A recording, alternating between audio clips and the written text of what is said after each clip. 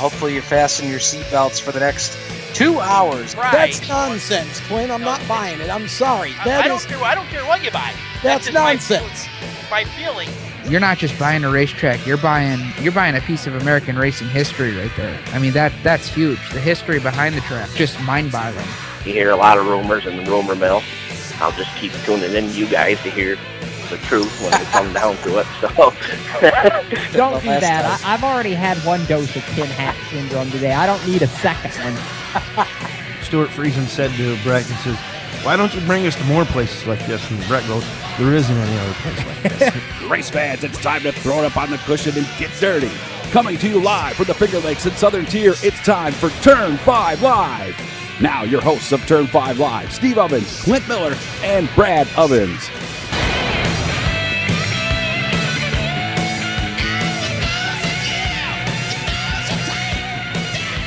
Oh, welcome aboard, race fans. Tuesday night, 7:30 p.m. on the Hammer, kicking it sideways, ready to take the green flag on tonight's episode of Turn 5 Live here on our home at the Performance Motorsports Network.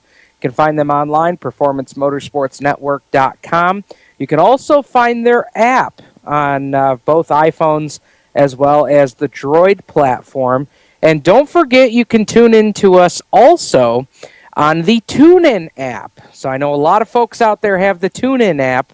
So if you have TuneIn, just search Performance Motorsports Network, and you can catch us each and every Tuesday night right here on PMN at 7:30 p.m. And don't forget about all the other great shows sprinkled throughout the week. Certainly within Race Chaser headquarters here, they've got Motorsports Madness on Monday nights at 7 p.m., as well as the Stock Car Steel SRI Motorsports Show on Thursdays at 7 p.m., along with all of the amazing programming here on PMN that you can catch 24/7 here on the Performance Motorsports Network. Don't forget to check all that out. And in case you miss us live tonight, don't forget you can catch us on our archives on the YouTube page. Go to youtube.com, search Turn 5 Live. Coming to you from my Horseheads studios here in Horseheads, New York, alongside Brad Ovens from his Penyan, New York studios. Brad, welcome aboard. Episode number 75. We now officially turn 3/4 of a century. 3/4 of a century on PMN here. You know, it's great to be with the guys and Barry back in the studio, and it's going to be a good show. Yeah, I mean, think back to even that first episode on PMN. I wasn't even home for that. I was all the way in Portland, Maine, when we kicked this whole ship off. Just an incredible run it's been here on PMN so far. Yeah. Let's not go back to that. No, we don't want to do that. The feet planted local. Yeah, no kidding. I know my wife feels that way. It's been a great ride. I can't thank these guys enough for all they've helped us do. No doubt about it. We've got a couple of great guests on the program tonight, and kind of a special deal tonight as we have both of Turn 5 Live drivers. We've got Turn 5 Live aboard the number 11 front-wheel drive car for Adam DelGrosso that he races locally at both Outlaw on occasion, as well as full-time at the Woodhall Raceway. Adam going to join us at 7:45 p.m. tonight. He picked up a win finally on Saturday night. And, of course, DelGrosso gets the win, and I wasn't even there. So go figure. I've been waiting all season for Adam to pick up a win in the Turn 5 Live ride, and go figure. He does it on the night that I'm not there. But we're going to talk to Adam about his win at 7:45. And then another driver we're going to talk to that also has Turn 5 Live aboard his ride. The 93 car of Jared Hill picked up a big win on Friday night at Outlaw Speedway, his first of the season. And he didn't even do it in his own number 93. Climbed aboard the 57J for Jungle Jim Schuyler and picked up his first win of the season in a very, very impressive run in that 57J car. Jungle Jim and Quinn Sutherland been having some early season struggles with that car, and with Jared crashing his ride on Wednesday, and needing to get some pretty major repairs made to that car. Jim and Quinn, quite, I guess I would say in the most sportsmanship-like manner possible, just opened up that ride for Jared to step into, and he took it all the way to Victory Lane on Friday night. So we're going to talk to Jared at 8:30 p.m. tonight, just about halfway through our program tonight. So when we take the cross flags, we'll be taking it out to the Race Chaser Online hotline to talk to Jared Hill about his big win and just how much that meant and how much that turned his season around. Not only to get a win, but it certainly helped him in the points race for sure. So we'll talk to Jared about that coming up at 8:30 p.m. tonight. But, Brad, we're also going to talk results. We've got 2 nights of racing to talk about from Outlaw Speedway. One, the Short Track Super Series night, taking place last Wednesday, after being held over from Tuesday. And then a regular night of racing on Friday night, minus the IMCA Modifieds.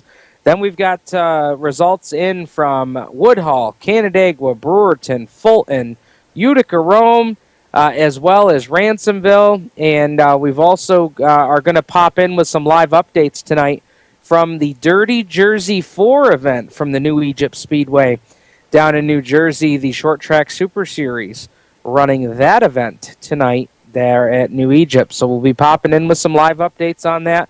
Just going to be a packed program. Welcome all the race fans aboard listening tonight. But Brad, let me take it over to you as we kind of open up the show tonight. Any reactions or any parting thoughts from any of the racing that you were able to take in this weekend? Short Track Super Series put on a whale of a show. It was a good show. I kind of wish Stuart Friesen hadn't gotten that flat tire come towards the end of the race there. I think he could have put up a little bit more of a battle for Shepard. But other than that, I mean, great racing, a lot of modifieds, some big names coming in, and some big comments made about the Speedway, which is pretty cool. And Friday night, it was some really good racing. I mean, just absolute phenomenal racing, and every single division had good racing. But there's just still a few little bugs here and there, pre-race, post-race, that it's those little things that get you. Yeah, and, honestly, as far as the modified race went, and I don't say this to speak harshly against the Short Track Super Series whatsoever, because, that was an incredible event last Wednesday night. And one that I had really looked forward to in the offseason since Brett Deyo had announced that. But I got to tell you, Brad, I think if I had my pick between the 2 modified features this past week, I'd take Friday night all day long. Gary Tompkins, Alan Johnson, Danny Johnson, 3 of the best as far as dirt modifieds go. 3 of the, and Gary, Gary is a guy that Gary does not have numbers like a Brett Hearn or an Alan Johnson. No. However, he is just as experienced and is just one of those awesome veterans of the modified ranks going up against Alan and Danny, and what a battle it was. That, to me, that was an incredibly entertaining feature on Friday night. Yeah. So that feature on Friday night, Brad, that was just really, really entertaining.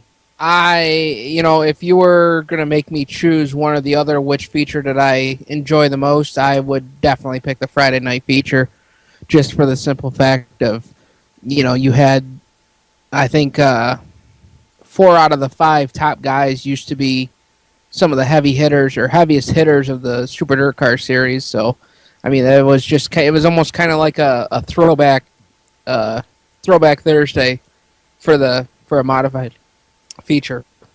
Yeah, no doubt about it. It was pretty incredible. Gary Tompkins, after not, really getting a great start to the 2016 season, finally broke through and put it in the lane there on Friday night for the Core family and everybody involved in that 84 car. The smile and the just the exhilaration from that team was really palpable there on Friday night as Tompkins finally pulled through. And at one point during that race, it was so ironic that, Donnie Lawson led early in that event before Tompkins came up to challenge for the lead. And again, like I said, it was so ironic that those two were up in the front leading the pack, because it was exactly those two drivers that sat with broken race cars. And for Donnie Lawson, it was with a busted frame, no less. On the front stretch, the way they ended their feature the previous Friday, Tompkins had so much damage to the rear end of the 84 car that he wasn't even able to make it to the Short Track Super Series show on Wednesday, even with an extra day because of the potential poor forecast. They even had an extra day, and it still wasn't enough time to get the 84 prepared, the right way to get it out there for competition. So, between those two guys, the terrible luck they had the previous Friday, I just thought it was so appropriate that it was those two cars that were fighting for the lead halfway through that event before Tompkins ended up taking over. But again, we're gonna go through the full results from Outlaw Speedway over the last couple of nights. Last week, we'll have that. We'll also talk about Woodhull, as Woodhull Raceway media intern Megan DePay gave us some awesome notes from Saturday night's racing action as we were off getting Dad hitched this weekend. So congratulations, and goes out to Stu and Marge Ovens on their recent wedding. The old man from Creekside Entertainment, big supporter of what we do here on Turn 5 Live, and we certainly appreciate that and congratulate them on what was a fantastic day for them on Saturday. Couldn't have asked for better weather, good food, good family, some good drinks, and good fun had by all there. But we are going to step aside here. On the other side of the break, we're going to talk to Adam DelGrosso, front-wheel drive competitor that we've had on the show here quite a few times in the past. He picked up a big feature win on Saturday night. The Maple Cream Kid's going to tell us all about it next here on Turn 5 Live on the Performance Motorsports Network, the voice of motorsports. We're growing like crazy and need account reps who know their way around agencies, the internet, and social media. Got connections? Or do you know how to get to the decision makers? Are you fearless? We need you. Internet radio, or as we call it, wireless mobile radio, is rapidly becoming the place to be with almost limitless income potential. So contact us to get involved with the fastest growing professionally produced group of internet radio stations in the world. Your imagination is the only limit here. Call 717-749-0444. That's 717-749-0444. Or you can email us at scorpionradiogroup@gmail.com. You want to ask for Sue. Okay, so Sarah, I'm dropping you off at Emily's? Yep. And Josh, you're going to? Soccer, Dad. Soccer practice. Right. Oh, by the way, I just wanted to let you know when I pick you both up, I'll be wearing my short shorts. What? No! Yep, and my dorky dad hat, and I'm gonna do my dad dance for all your friends. They'll love it! Seriously? Why? Because I like my short shorts. Of course, I could be talked out of it if you guys would just buckle up your seatbelts without giving me a hard time. It's important to get your kids to buckle up for safety, no matter what it takes. And sometimes, all it takes is your parental powers of persuasion. Okay, we're buckling up. See, all buckled. Good choice. I'll just have to do my dad dance at dinner time. What? No! Do what you have to make sure your kids are wearing their seatbelts, even on short drives. Never give up until they buckle up. A message from the National Highway Traffic Safety Administration and the Ad Council. Visit safercar.gov/kidsbuckleup for more information. Creekside Entertainment is the official DJ, photo booth, and uplighting company of Turn 5 Live and the Performance Motorsports Network. Stuart Ovens and his staff at Creekside Entertainment are professional and experienced with events of any type. Creekside Entertainment specializes in wedding packages that are affordable and fun, and they are ready to serve you with the most up-to-date music and karaoke selection. If you can sing it in the shower, you can come out and sing it with Creekside Entertainment. And don't forget about the Creekside Entertainment photo booth and uplighting service that will transform transform your wedding or party into an event the family will be talking about for years. Trust the entertainment company that racers trust. Call Stu at area code 315-481-9700 or visit them online at creeksideentertainmentdj.com. You can also find them on Facebook and Twitter. Creekside Entertainment, division sponsor of the Black Rock Bandits in 2015. Hi race fans, this is Kelly Hebing and you're listening to Turn 5 Live on PMN. Welcome back, race fans, to Turn 5 Live here on the Performance Motorsports Network. Stephen and Brad Ovens, the dynamic duo, bringing you Turn 5 Live here tonight on the Performance Motorsports Network. And we're about to make it a troublesome trio as we bring on the Maple Cream Kid, Adam DelGrosso, joining us on Turn 5 Live tonight. And first of all, Adam, congratulations. A season full of struggles. And y'all put it together on Saturday night and got a big win out there on the high banks. Yeah, thank you. I was excited to get the old Turn 5 Creekside Entertainment Integra and Victory Lane. Well, I wanted to get you on tonight to talk about that. We're certainly thrilled to have Turn 5 Live and the Creekside brand on the side of the 11 car, and it's it's been heartbreaking to see the struggles early on this season because so many things have happened that it's just been those racing deals, as they call them. It's like if something could go wrong for you guys this season, it's done that. But maybe Saturday night was what you guys needed to turn it around. Yeah, I mean, it's been a struggle. I mean, we kind of expected to struggle just because with spreading our wings and flying from the bird's nest, Joseph and Billy are amazing diagnosticians with these cars, and I am not. So, I've had some friends that have stepped up and helped me out, my friend Chris and my friend Alan, and they know about cars, but they've never really done anything with race cars, so it's been kind of a learning experience. Cody Baker's been a huge help. We figured out what went wrong. It was a cheap part. The fuel regulator was bad, and 3 of my cylinders were running lean the first part of the year, and I think it cooked the rings, and she was puffing smoke after the heat race. I said, oh, man, this isn't going to be good, and I was joking around with Cody. I said, well, sprint cars burn that track up. I said, maybe if I just stick right to the bottom, slow down as much as I have to hold it down there, make people pass me high, maybe I can make it work. And I was expecting to get past the whole time. The laps just kept clicking down, and I heard people going high and trying to get a run on me, and my rear bumper about got adjusted, and white flag came out. I said, holy cow, I might make it, and I don't think I've ever been more excited to win a race other than my first one. It's been a rough season, and I have a lot of new sponsors this year, and I've felt the pressure to get them into victory lane, so it felt good to finally get the monkey off the back.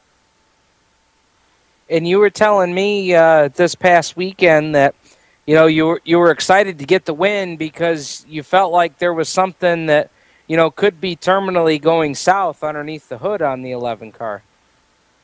Yeah, well, after the feature, before it was puffing blue smoke, which means some oil was getting through the rings, and after the feature, it was puffing black smoke too, which means it's not enough compression to burn off the fuel.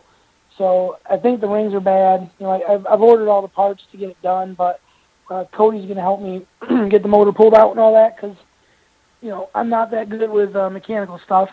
And he's kind of behind because he raced 3, he's behind at work because he raced 3 nights this week. So, we're trying to plan it out, get it set. He's got a car that he got built that he was planning on just running his Subaru a couple races and then hopping in that.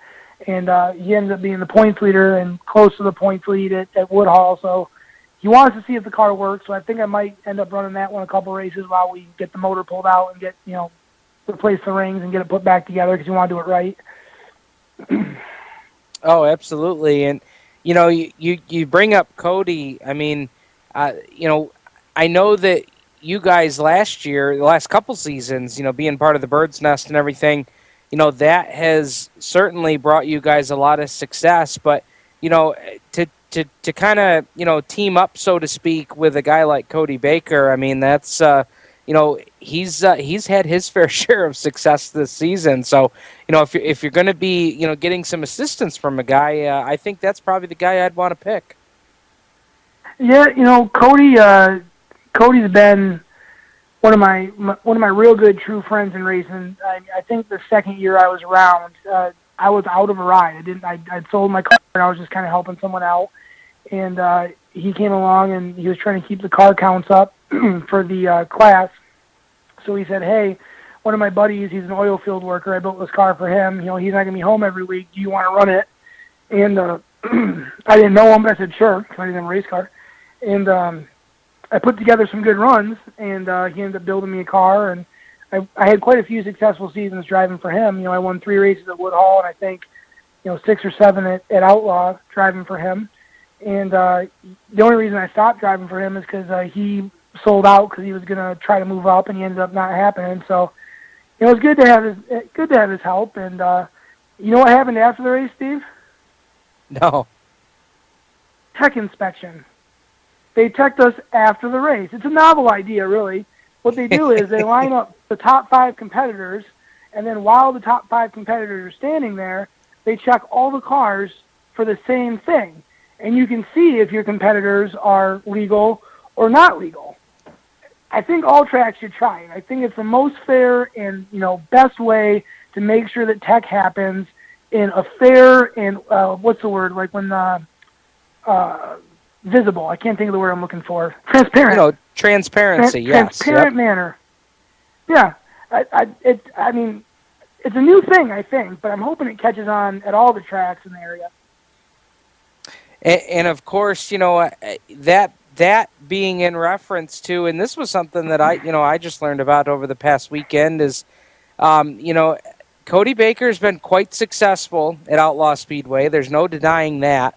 But what I learned this weekend was that, the tech team at Outlaw has been really scoping that car out, trying to make sure that car doesn't have any kind of advantages. But as you say, Adam, I mean, it's been how many different weeks in a row now trying to look for, things that, really haven't been pointed out to the driver. It's been every week since he won the second race of the year. One night, they came down 3 separate times. They're looking for, because Cody's car is a Subaru, which Subaru made 2-wheel drive vehicles from 1990 to 1996.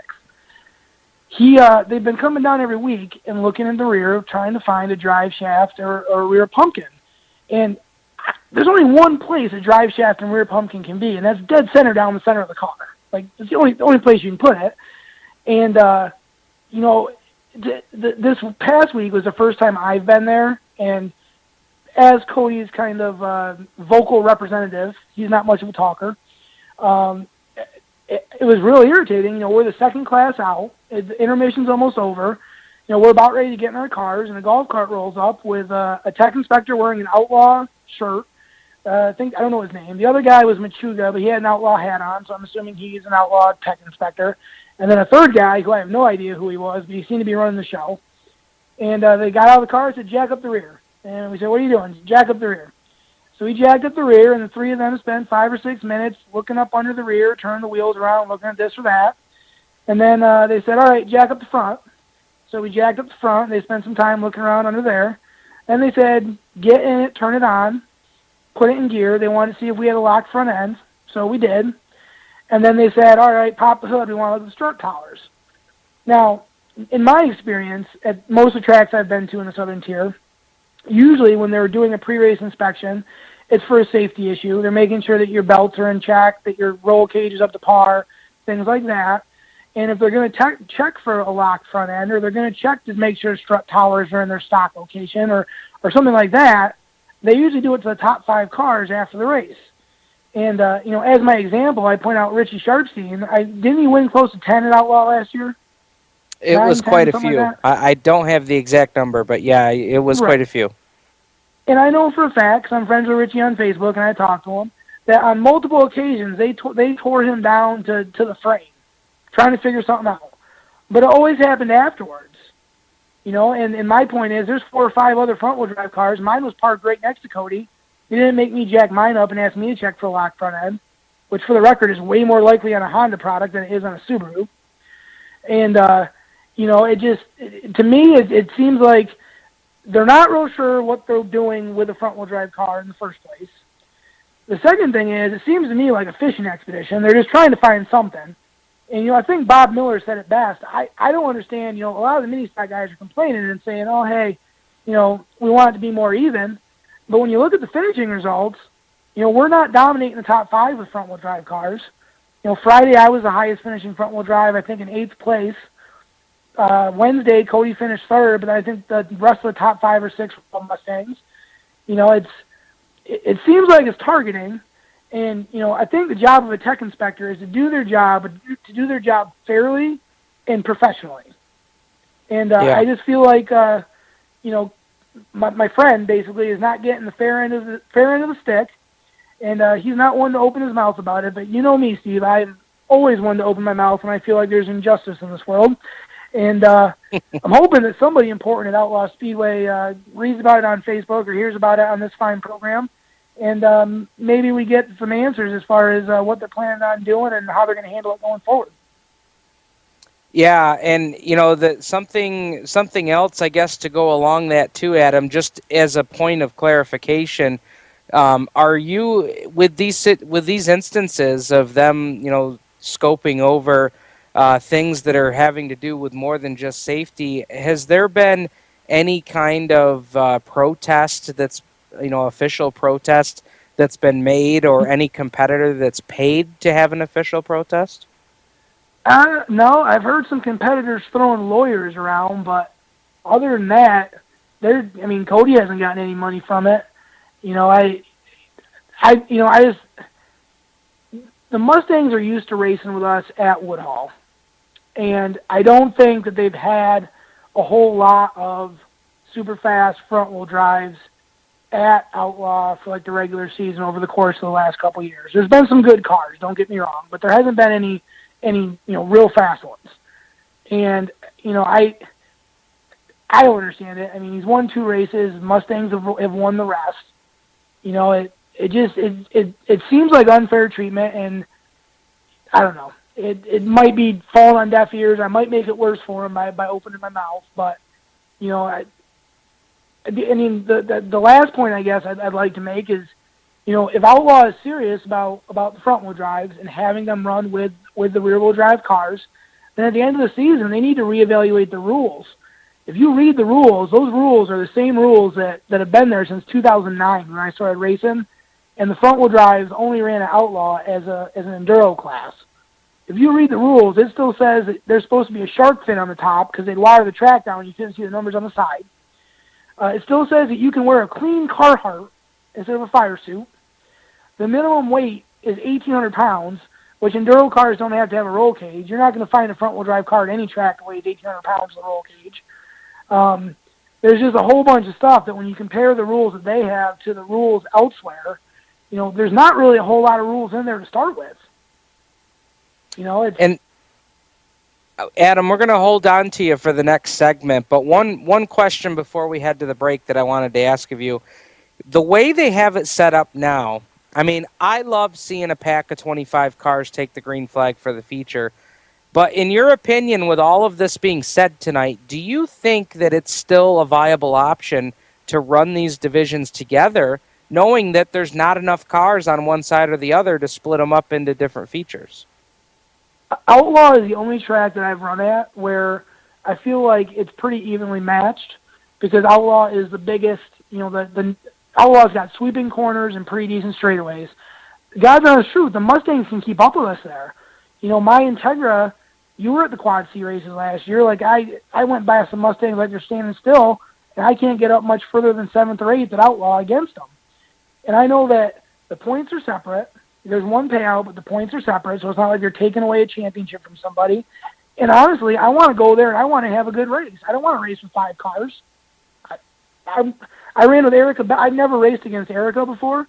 We ran 5 or 6 laps on Friday, door to door. She wasn't more than 2 inches off my right side. For 5 or 6 laps, never hit me. I had a blast. Like, I'm not going to get that running against 4 cars. Exactly.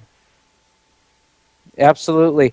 Well, Adam, you make some great points. We're going to hold on to you here. We're going to step aside and take a quick break. When we come back, more with Adam DelGrosso here on Turn 5 Live on the Performance Motorsports Network, the voice of motorsports.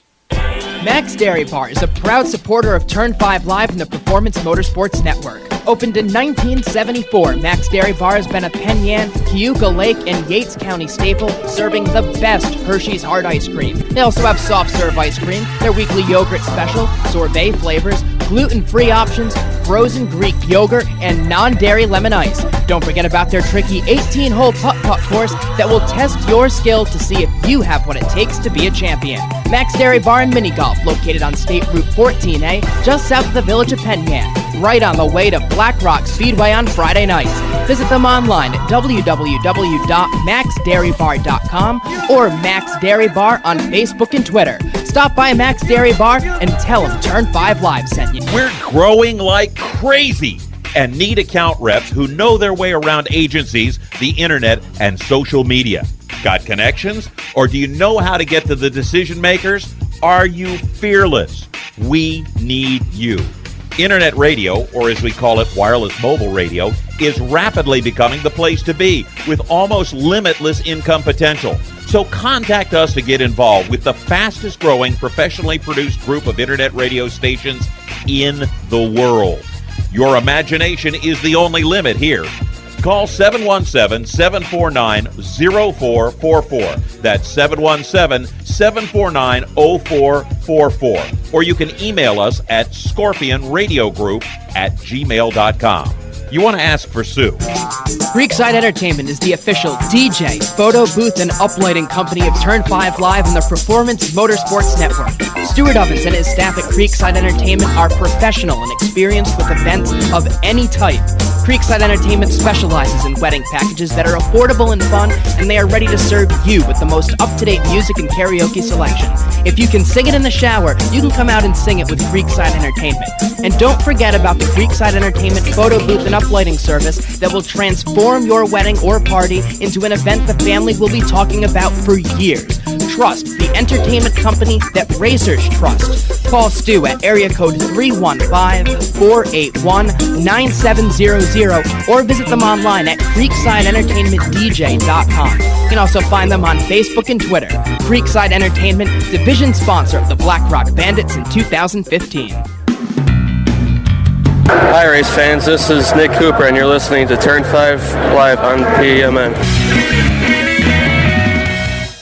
Welcome back, race fans, to Turn 5 Live here on the Performance Motorsports Network. Speaking truth with Adam DelGrosso on the RaceChaserOnline.com hotline. And Adam, it was only a 3-minute break, but I think this interview is already getting some of our highest reviews of the entire season so far. And the thing I think, Adam, that people relate to in this is that, you guys are not complaining about, the fact that they're out trying to do good tech, but I think there's a difference when one particular car is sought after week upon week upon week, and, and this is pre-tech. I mean, we've had the pre-tech discussion on Turn 5 Live before, with different traveling series and things of that nature. But, there's one thing to have pre-tech and, maybe a safety tech across the board, but from what we're gathering here tonight, this doesn't sound like that. Well, no, and I told you, and I told the tech inspector while I was chirping in his general direction on Friday, I said, my car won, last year there were 17 points races between the quad C and the front wheel drive races. My car won 9 out of 17 races, like over half. I got tacked 4 times. Cody's won 2, 3 if you go back to the end of last year. So his first 2, the win last year, he beat Pavosky off the last corner to win the race. The first race this year, he beat Sharpstein by about 2 feet. I saw a video from the flag stand. He beat him by 2 feet. If he had lifted to go into 1, he would have lost the race. And then the third race he won, or the second race this year that he won, he put a pretty good show on. But he beat him. But I it's the lack of transparency. I mean, I didn't know who that guy was with the blue shirt. I'm hearing that he's part of the past regime's team. I'm not 100% positive. You know, it's just, I mean, the excuses I'm hearing and the things that people are saying, well, I think this about Cody's car, I think that about Cody's car.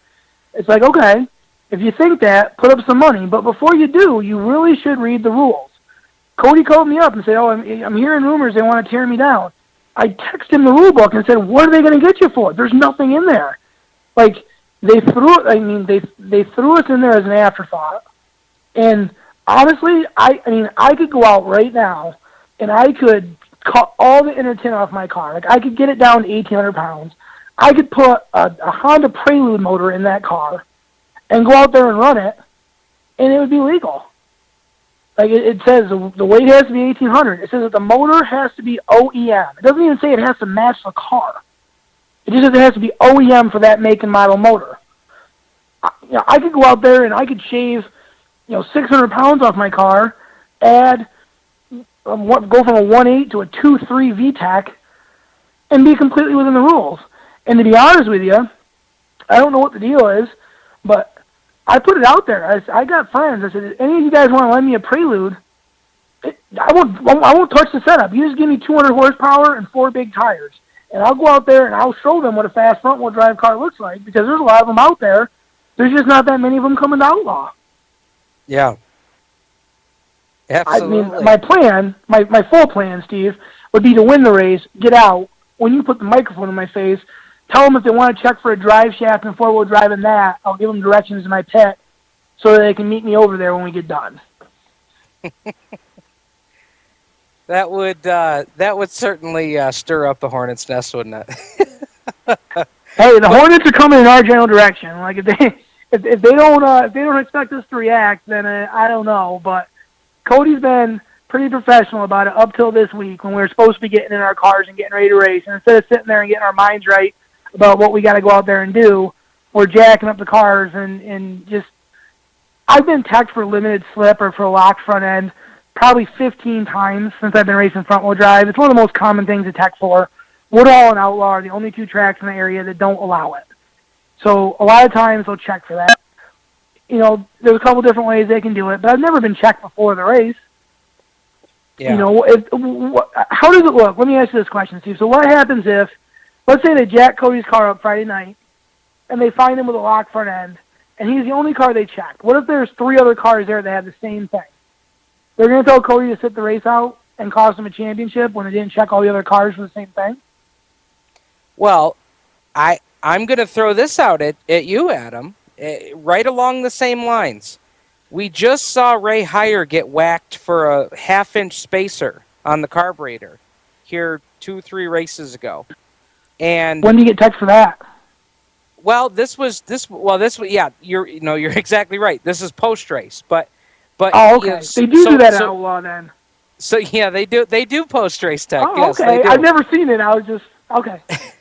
Sorry, go ahead. No, but here's my point. Although I know it was post race tech, but here's the point. They do that. They whack Ray Heyer for that. However, I don't know how many other cars were checked for that same exact thing. That we know cars that are running between Woodhall and Outlaw. You can check the race results. You can see who's going back and forth. But they whacked Ray Heyer for it on that particular Friday night. I'm just guessing because Wednesday they did tech and it was a top 5. Usually it's a top 5. Right. I'm guessing unless someone put up money to see Heyer's car. But the point that I thought was interesting that you bring up is the fact that the rules as far as front wheel drive goes for Outlaw are not the same at all as what they are at Woodhall.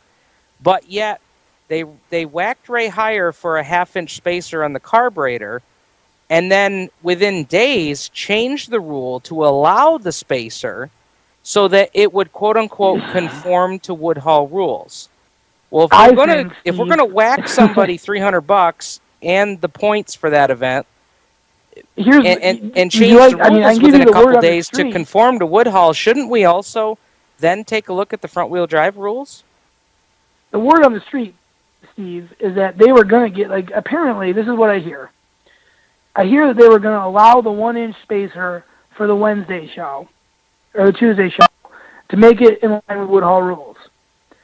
From what I understand, Hire had the 1-inch spacer, and the tech inspectors were going to let him slide.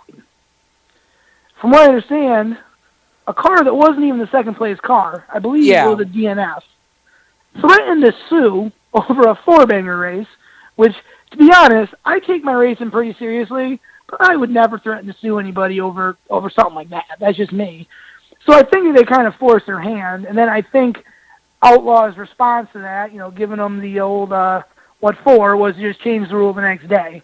Like, I don't get that. I'm out there to win, but I'm out there to have fun. Like, you can throw a fit because you think someone should get disqualified for something, but what good does threatening to sue somebody do? I thought that was about the most ridiculous thing I ever heard in my life.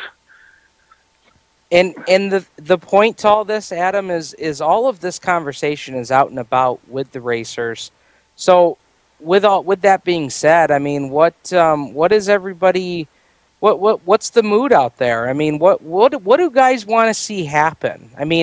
I'm on board with you. If we're going to pre-tech for something, we should check more than just one guy, the same guy 3 weeks in a row.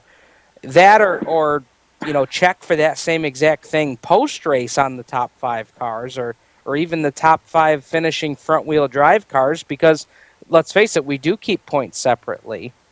Mm-hmm.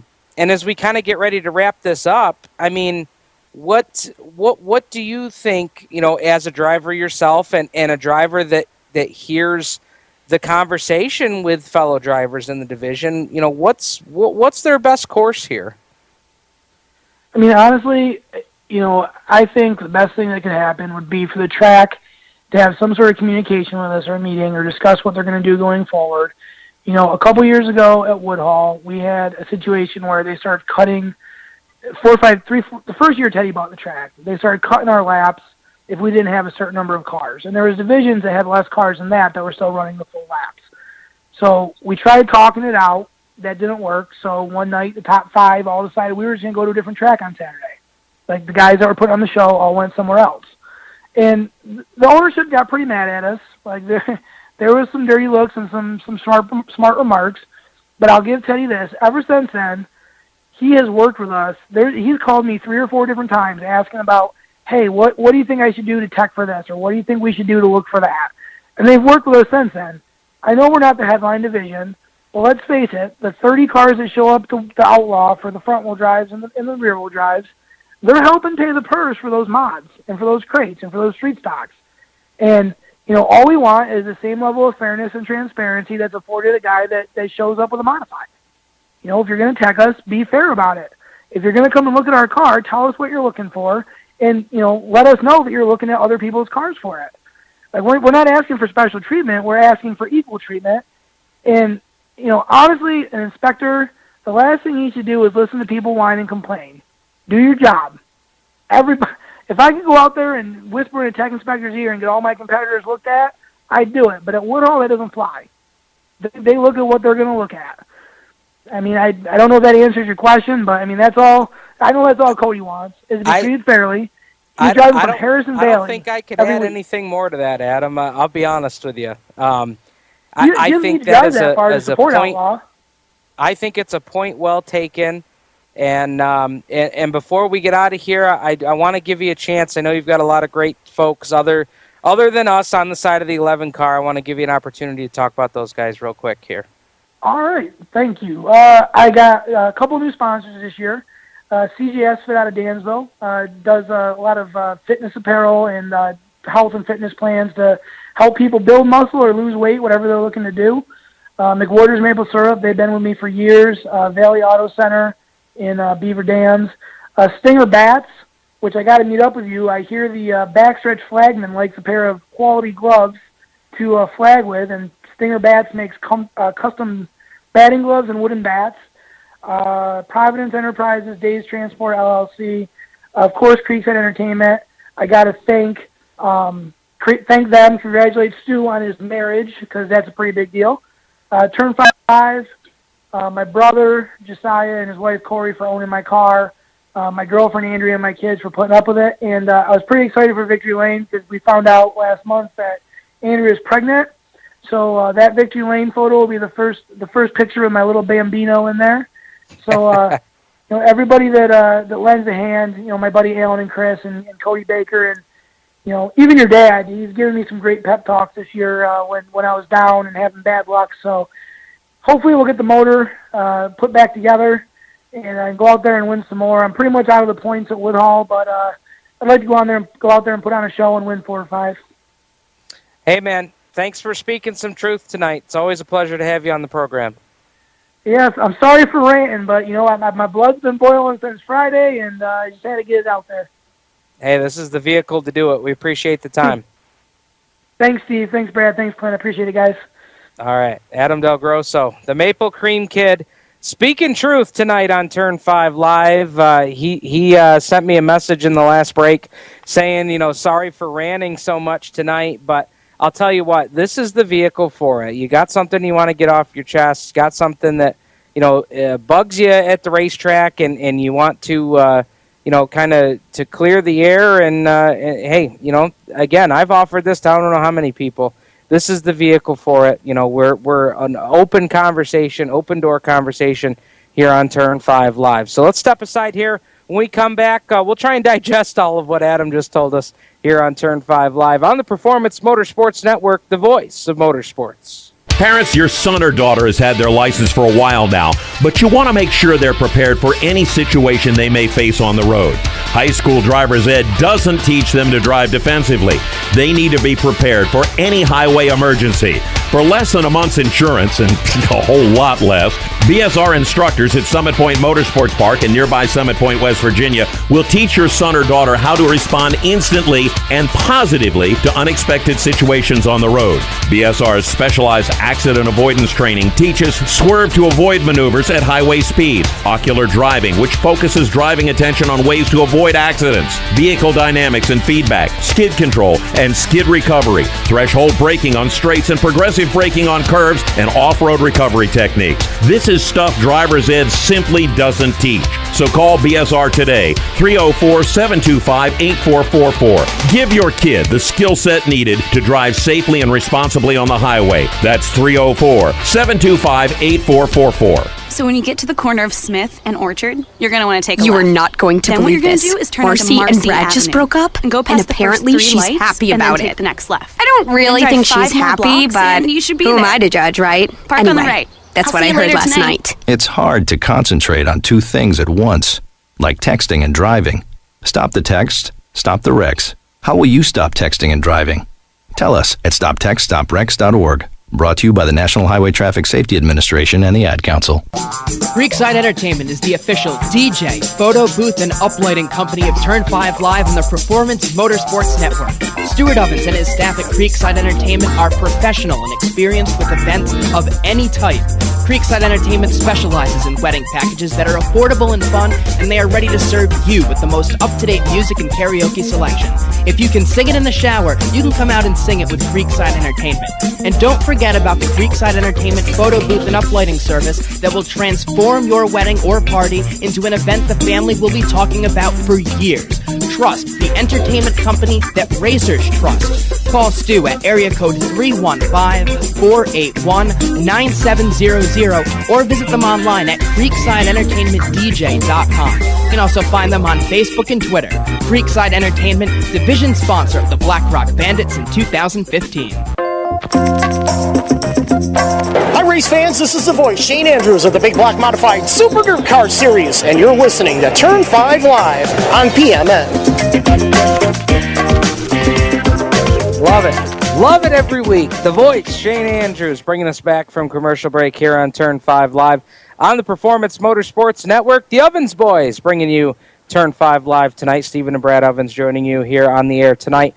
Brad, we just got to hear everything that Adam DelGrosso had on his mind. And, I've been doing a lot of reading, been doing a lot of talking to a lot of different people because I know that Adam's not the only one that either feels this way or has seen some things transpire. But any take from your side of things after what you heard?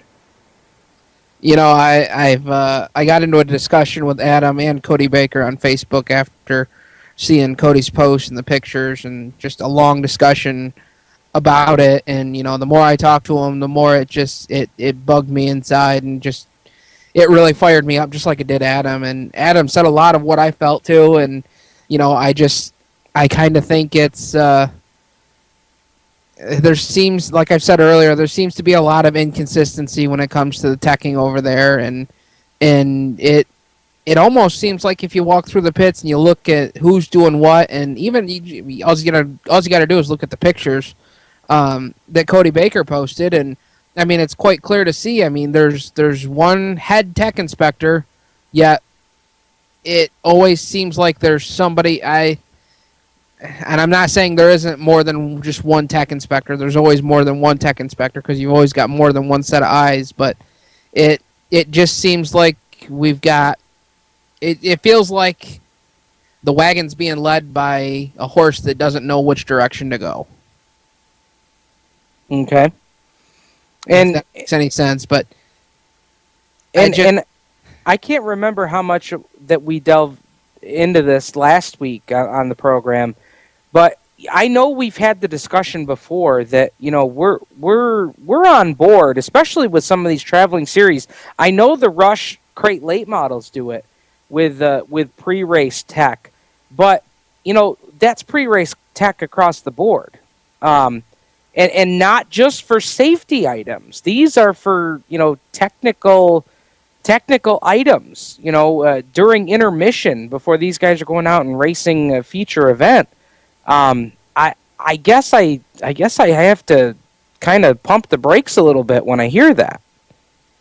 Yeah, and it's just one of those ones that if you want to check a guy's car because you're suspicious that he may have a locked front end, or that he may be hiding a second drive shaft driving the rear wheels, which I mean it's pretty foolish, because if he was running a four-wheel drive or an all-wheel drive Subaru out there against rear-wheel drives and front-wheel drives, I mean, nobody would be able to touch him.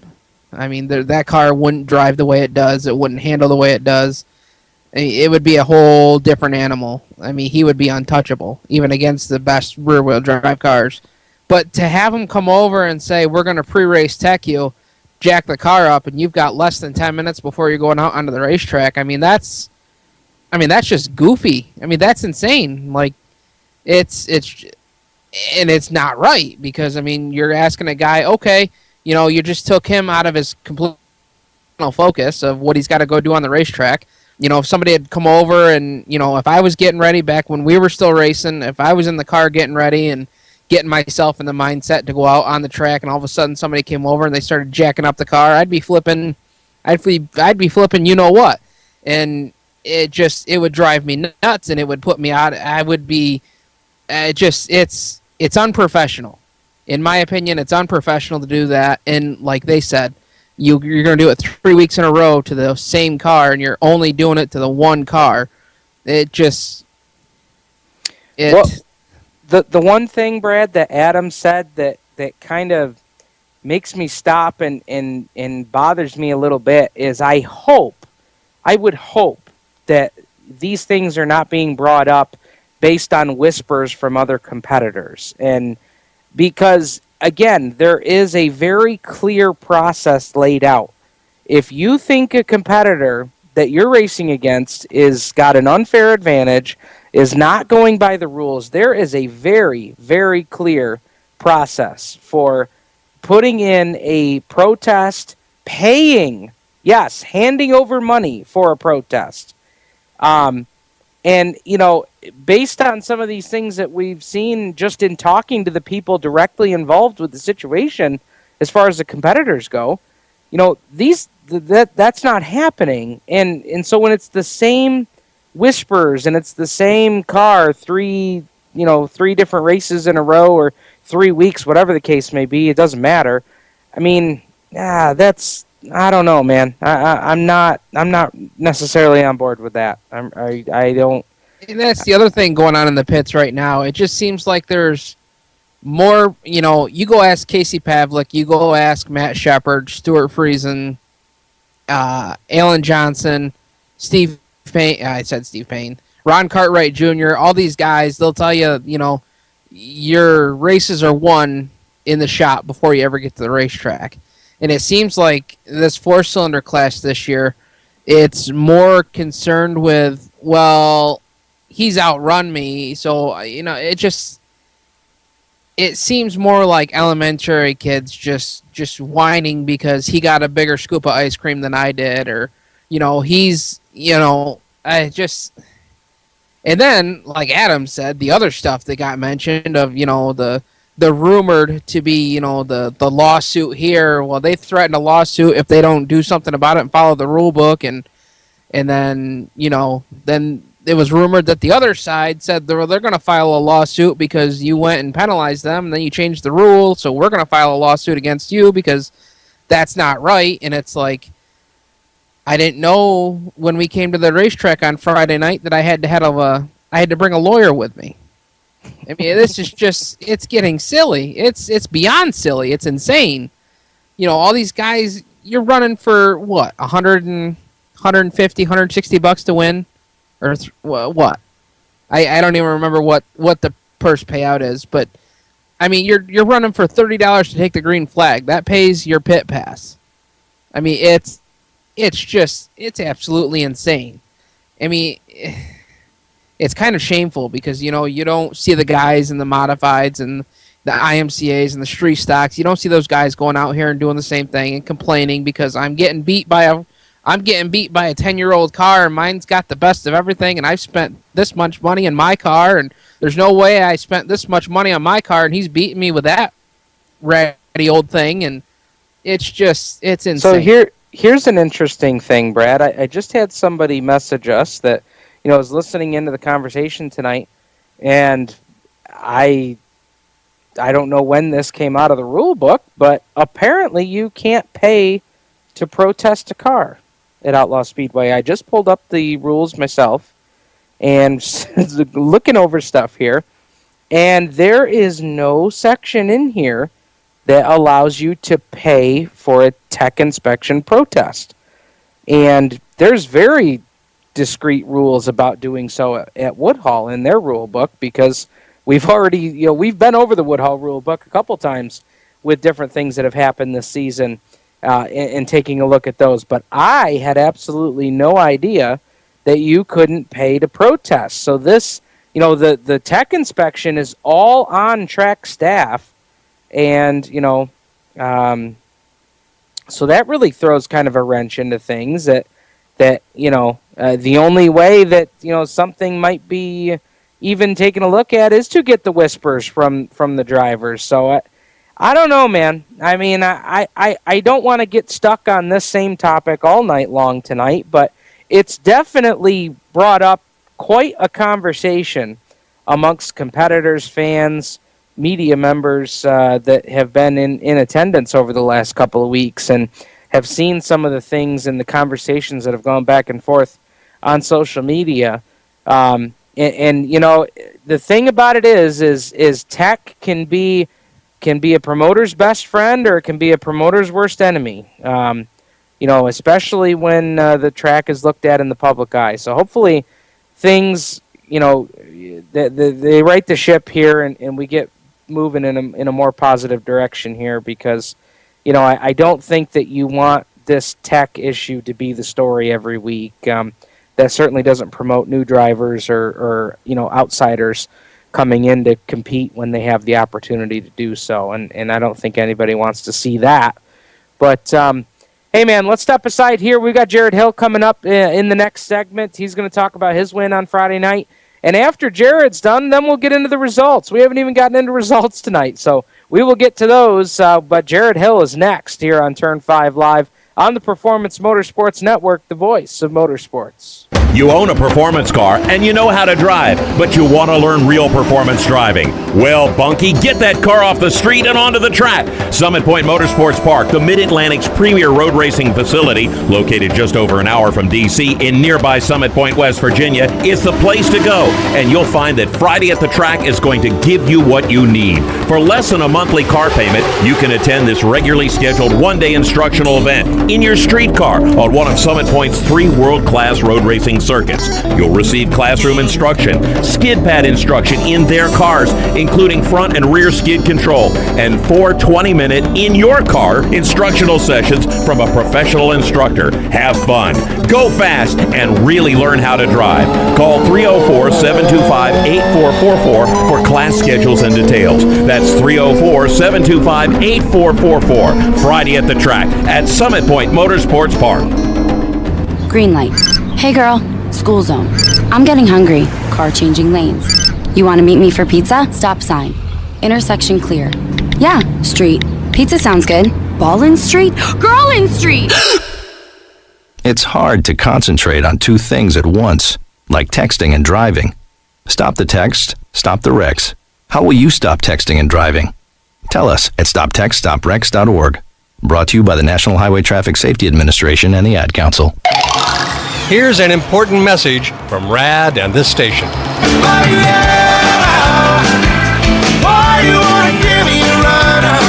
Hi, this is Bob Sheehan from Blues Traveler for RAD, recording artists against drunk driving. I like to party just as much as the next guy, maybe even more, but the one thing I won't do after I've had a few is get in the car and drive. Don't blow it. Always choose a designated driver. Remember, music lives and so should you. Motorsports sales professionals. Performance Motorsports is looking to build a team of experienced media sales professionals to represent our programming to the industry's top companies, magazines, and racing series. If you have motorsports sales or marketing experience, know how to work with agencies, understand social media, and are incredibly creative when it comes to working with clients and promotions, then we want to hear from you. Top performers are richly rewarded. Your imagination is the only limit here. Call 717-749-0444. That's 717-749-0444, or email us at scorpionradiogroup@gmail.com. You want to ask for Sue. Hi, race fans. This is Red Deo, and you're listening to Turn 5 Live on PMN.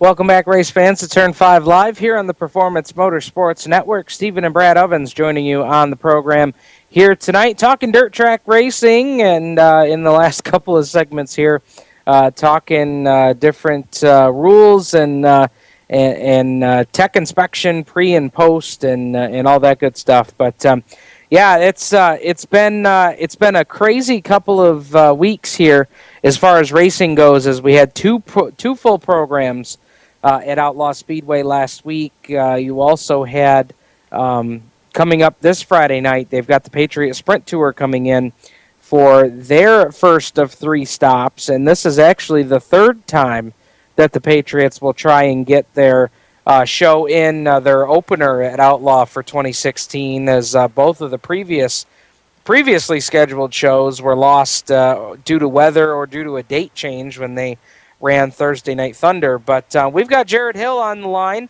joining us on the RaceChaserOnline.com hotline. Your motorsports, your way, every day.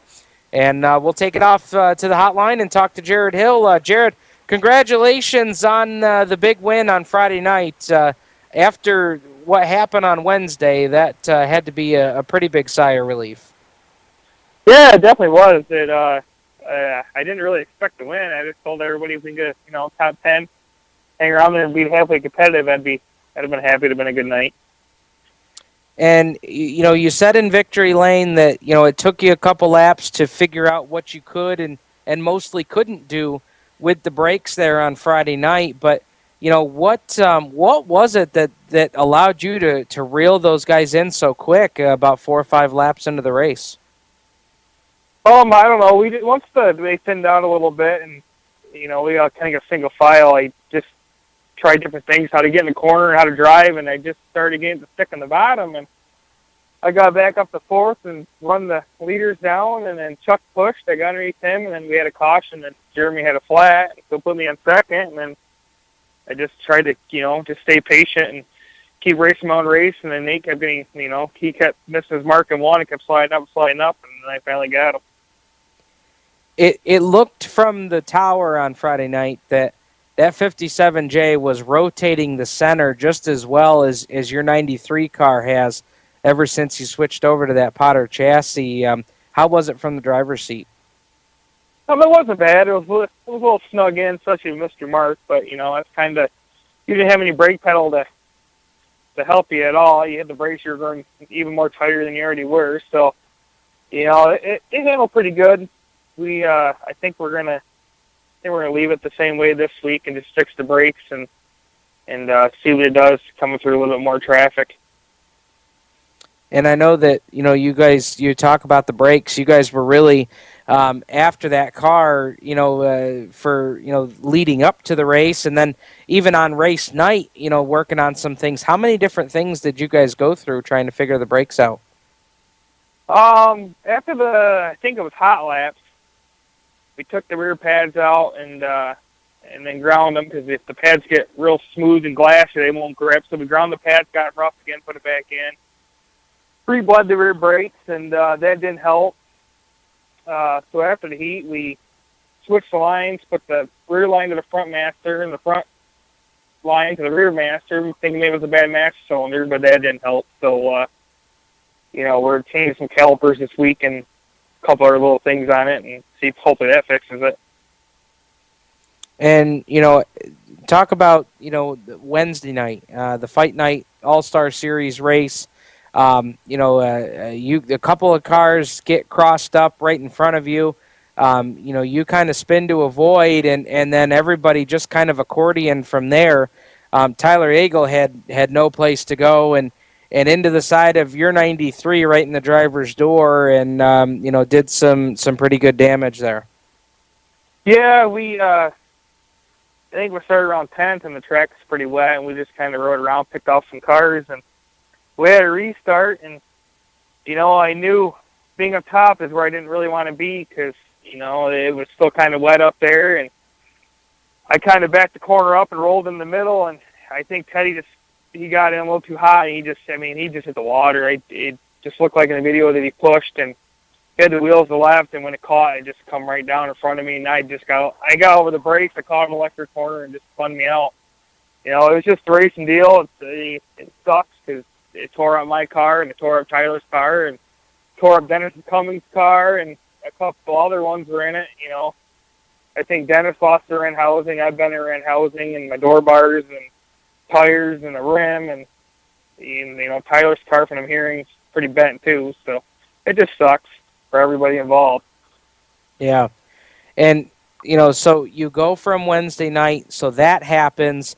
And now you've got less than 48 hours to, try and come up with something to keep yourself in the points race. But, how did that all come about? Because I know that, from talking to you in the pit area that, it wasn't a situation that you were seeking Jim and Quinn out. It sounds like they came to you. Yeah, I was, I had walked up, talked to Dennis Cummings, see how bad his car was, and I had walked back down to my pit and just kind of standing around talking to all my crew and Potter's crew, and Jim come walking down, and I was just gonna, it is what it is. It was out of my hands. I was just gonna, take the car and come back when it was done, and take some time off. And then Jim's like, "Well, why don't you hop in my car?" And I'm like, "Well, I really don't want to do that." He's like, "Well, Quinn's on there for the points anyways." I'm like, "Well, I don't know. I really don't want to do that. I don't want to take his ride. No, I don't want no hard feelings." But then when Quinn is there, we're leaving, they stop down and talk to me, and Quinn's like, I'll just take it. I'm not in the point. Maybe between the both of us, we can figure stuff out and get the car better. And so Jim dropped her off Thursday, worked on it Thursday night, and took her to the track, and the rest is history, I guess. Yeah, it was. And, a couple interesting points there. I thought it was interesting that, they were encouraging of you to drive the car to try and help them, get some things figured out on that. Of course, Quinn getting readjusted after, being out of racing for a couple seasons. But, you guys, kind of teaming up. Now, I know you had the brake issue Friday, but were you still able to figure out some things that you can help those guys once Quinn gets back in the car? I think so. We made some changes, Thursday night, and the car, it reacted pretty good. I thought it they just said it felt, just flat, just like a 2x4, no roll in the car. So we changed some things, got a little bit better. I found a couple more things Saturday morning that we're going to address that tomorrow night too. And, I got 2 more, depending on rain outs, I got this week and next week in the car before Quinn comes back. So we'll, like I said, we're going to change a couple, just the brakes and just another minor little thing we found. And, we'll see what it does come to traffic this week, and we'll learn a little bit more, hopefully. And in the meantime, the 93 car is getting some needed attention down at Potter's. Yeah, we just actually are heading back now with some dropping that off. He's going to fix door bars, and Ren Housing should be here Thursday, some closes. So then, get that car back. We'll get the tin riveted on there and get the rend in it and get everything bolted back up. Very good. Now, being that you had the brake problems on Friday and still were able to go out there and pick up a win, knowing that there's still things that you guys are going to fix and make better on that car, it's gotta give you a whole bunch of confidence going back with that car, knowing that there's all these problems that you guys are going to address before you go back out there again. Yeah, it does. I get nervous sometimes, especially hopping another car. I get comfortable in my car. I sit in it good. You jump something else, and I'm one of these guys that I got to be comfortable. The steering wheel's got to be a certain way. And if it's off a tooth, it annoys me. I sit in the car good. So that, I made it feel better. We did hot laps, and I felt comfortable. And in the heat, I was better in the feature. While we ran, I got just more confidence, more comfortable in the car. So, it can only get better, I think. They're heading the right direction now. So. And Friday night, we've got the Patriot Sprints in town, and you guys will be doing feature only, and you'll be lining up according to handicap. So, other than a heat race, this will essentially be a regular night for you guys. Just 8 laps, less laps of racing. So other than that, it just treat like a normal night. Yeah, and as we get ready to wrap things up here, Jared, I know that you've got folks that obviously help Jim, and then the folks on your ride as well. It makes that thank you list just a little bit longer to remember in Victory Lane. Yeah, it did. Jim's got Donnie that helps him out, and Quinn, and Butch and AJ, and them guys. They come down and help on his car, and plus Dan and Alex were there Friday to help me, and plus Jared and Jeremy, and all Jim's sponsors, all my sponsors. We couldn't do it without them. Absolutely. Well, man, appreciate the time tonight. Congratulations on the big win. It was kind of a cool story to follow. There was just, every once in a while you pick up a win like that when, all seems to be working against you, and as fans and as media folks, that's always cool to see. So, man, congratulations on that. Thank you. All right, Jared Hill joining us here on Turn 5 Live here on the Performance Motorsports Network. We are going to get ready to step aside here when we come back, Brad. It's going to be a couple of segments of lightning round action here as we go through results from the Outlaw Speedway, Woodhull Raceway, Canandaigua, Brewerton, Fulton, Ransomville, Utica, Rome. You name it, we're going to talk about it here on Turn 5 Live on the Performance Motorsports Network, the voice of motorsports. For 17 years, Stock Car Steel has been a leading materials supplier to the racing industry. Now they're also an official motorsports content partner of Race Chaser Online. The biggest names in NASCAR trust Stock Car Steel for all their raw materials, such as carbon steel, chrome moly, DOM, aluminum, plastics, and much, much more. You can't build a race car without the basic materials, and Stock Car Steel is the place to get them. Don't forget to also visit Stock Car Steel's sister company, SRI Supplies, for racing and industry. SRI is is your #1 source for all your shop supply needs. Nuts, bolts, rivets, tapes, adhesives, cutting tools, chemicals, body shop supplies, paint shop supplies, lubricants, and more. A well-stocked race shop is a winning race shop, and the road to winning begins with 3 letters, SRI. For more information, visit stockcarsteel.com and SRI-supplies.com. You can also find them on Facebook at Stock Car Steel and Aluminum, or call either company toll-free at 1-888-752-7272. Creekside Entertainment is the official DJ, photo booth, and uplighting company of Turn 5 Live and the Performance Motorsports Network. Stuart Ovens and his staff at Creekside Entertainment are professional and experienced with events of any type. Creekside Entertainment specializes in wedding packages that are affordable and fun, and they are ready to serve you with the most up-to-date music and karaoke selection. If you can sing it in the shower, you can come out and sing it with Creekside Entertainment. And don't forget about the Creekside Entertainment photo booth and uplighting service that will transform your wedding or party into an event the family will be talking about for years.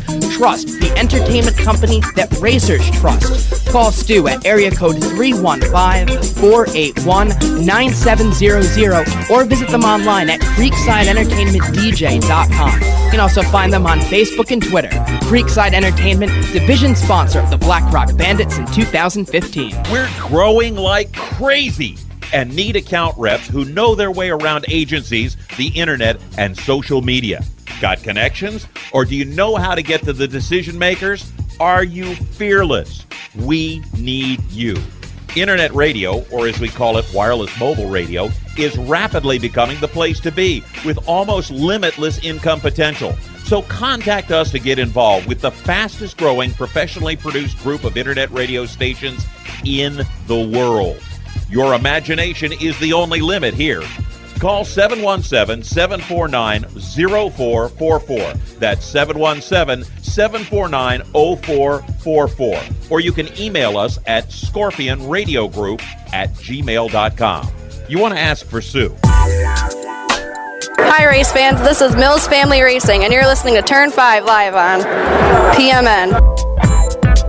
Welcome back, race fans, to Turn 5 Live here on the Performance Motorsports Network. Stephen and Brad Ovens joining you on the program here tonight, and we'll now get into our results portion of the event. Thought we might get into results a little bit sooner tonight, but we have had some incredible discussion on hand with us tonight on Turn 5 Live. But without further ado, let's get right into it. Outlaw Speedway Short Track Super Series night, last Wednesday night, June 8th, and picking up the 50-lap feature win, 35 cars in attendance, and it was the 357 of Matt Shepard driving for Norm Hansel, picking up the big win. Hansel towing up out of Pennsylvania.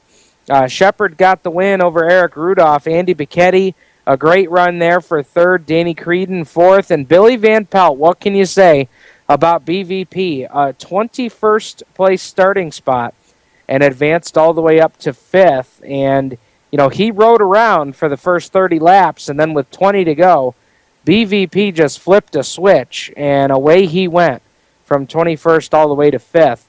6 through 10, Billy Van Inwagen, Matt DiLorenzo, Brian Malcolm, Vic Coffey, and Brady Fultz. And heat race winners, Brian Malcolm, Joe Ginn, Tyler Seary, Danny Creedon.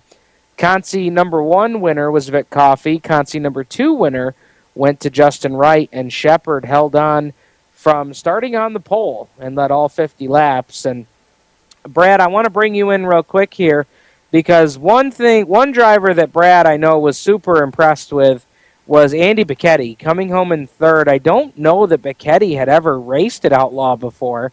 At least it didn't sound that way in his post-race interview. But, Brad, you were pretty impressed with Bicchetti in his post-race comments.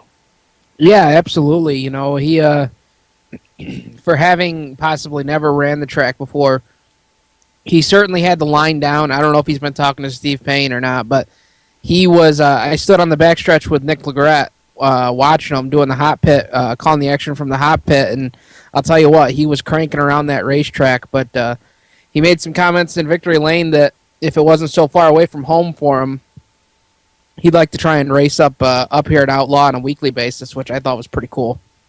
Wouldn't that be awesome? If we could only pick up and move a little closer to Piquetti's shop. But yeah, so that was a pretty cool comment. I thought that was neat there. Also in attendance on Wednesday night was the Grit Racing Series.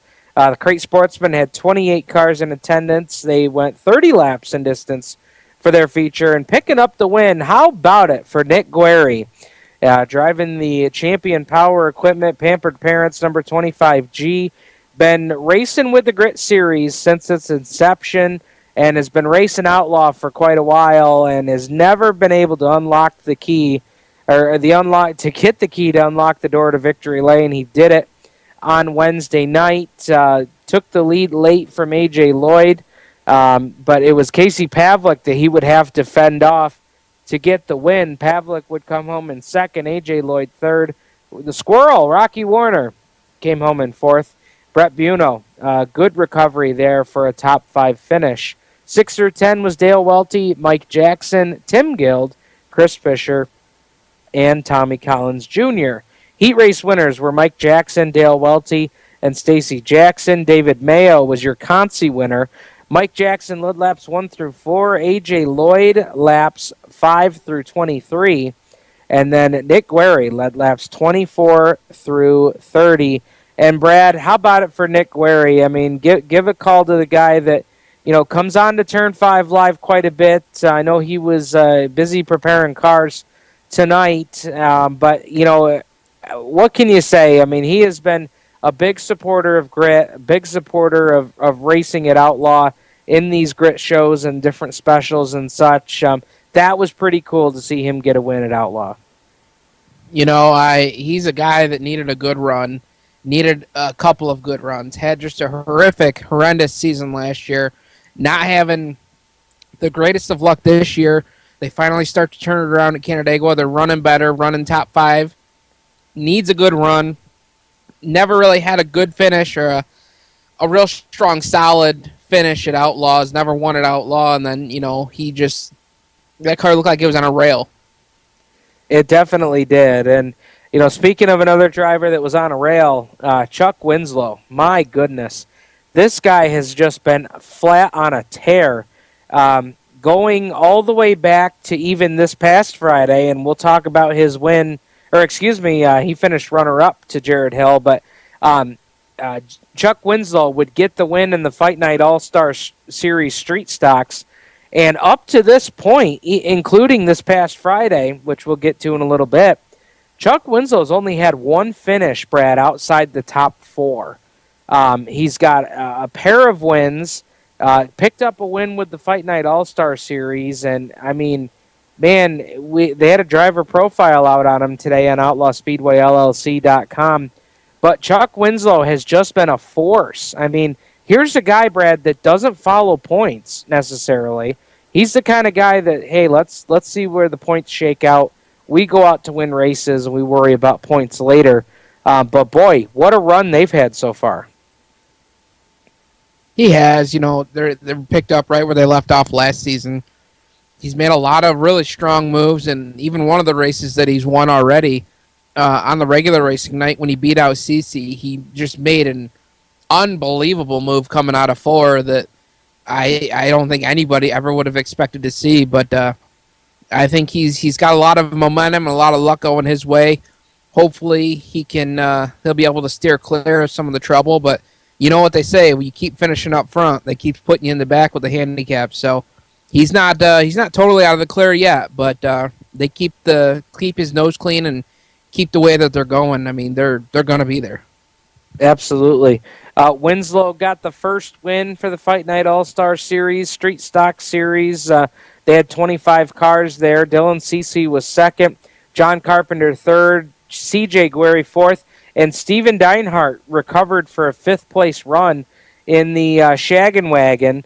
And, boy, you look at that top 5. My goodness. You want to talk about some talent in the street stock division. Winslow, Cece, Carpenter, Guerri, and Deinhardt. I mean, that could be your top 5 runners in the Empire 100 coming up later this fall. 6 through 10, Tom Savercool, Earl Zimmer, Daryl Krebs, Quinn Sutherland, and Nate Daggett. Heat race winners for the Fight Night Series, Kurt Stebbins, Chuck Winslow, and John Carpenter. Winslow dominated, led laps 1 to 20 there for the Fight Night Series after starting from the pole. Four-banger shootout. They had 25 cars in attendance. It was 20 laps in distance. And picking up the $600 win was J.J. Kreidler. First time out at Outlaw Speedway with his four-cylinder this season. He got the win over Ray Heyer. Ray Heyer took home $300 for his efforts there for a second-place run. Cody Baker in his front-wheel drive was third. Rich Sharpstein and Phil Burns, another front-wheel drive, your top five. 6 through 10 was Erica Bell, Jared Brown, Craig Mart, Bruce Kinner, and Chad Ayers. Lap leaders there. Jared Brown led the first 4 laps from the pole. Sharpstein took over on lap 5, led to lap 8. Ray Heyer took the lead on lap 9 and led up until 2 laps to go, and Kreidler made the move with 2 to go to lead the final 2 circuits. So that was Short Track Super Series night at the Outlaw Speedway. Just a fantastic program. Looking forward to having the Short Track Super Series back again. I know all the competitors enjoyed it, and for a lot of drivers that have raced at Dundee before but hadn't seen the improvements since Tyler Seary took over, I know they were quite impressed with that as well. So, and a lot of new fans were in the stands that night, last Wednesday as well. So that was pretty cool as well. A lot of those folks having not been there in a good number of years. That brings us up to Friday night's action at the Outlaw Speedway, as it was Friendly Dodge and Ford night at the racetrack. 2 can food items being donated per race fan, which gave them $5 admission through the gates, and a truckload of canned food being donated to the local food pantry in Dundee.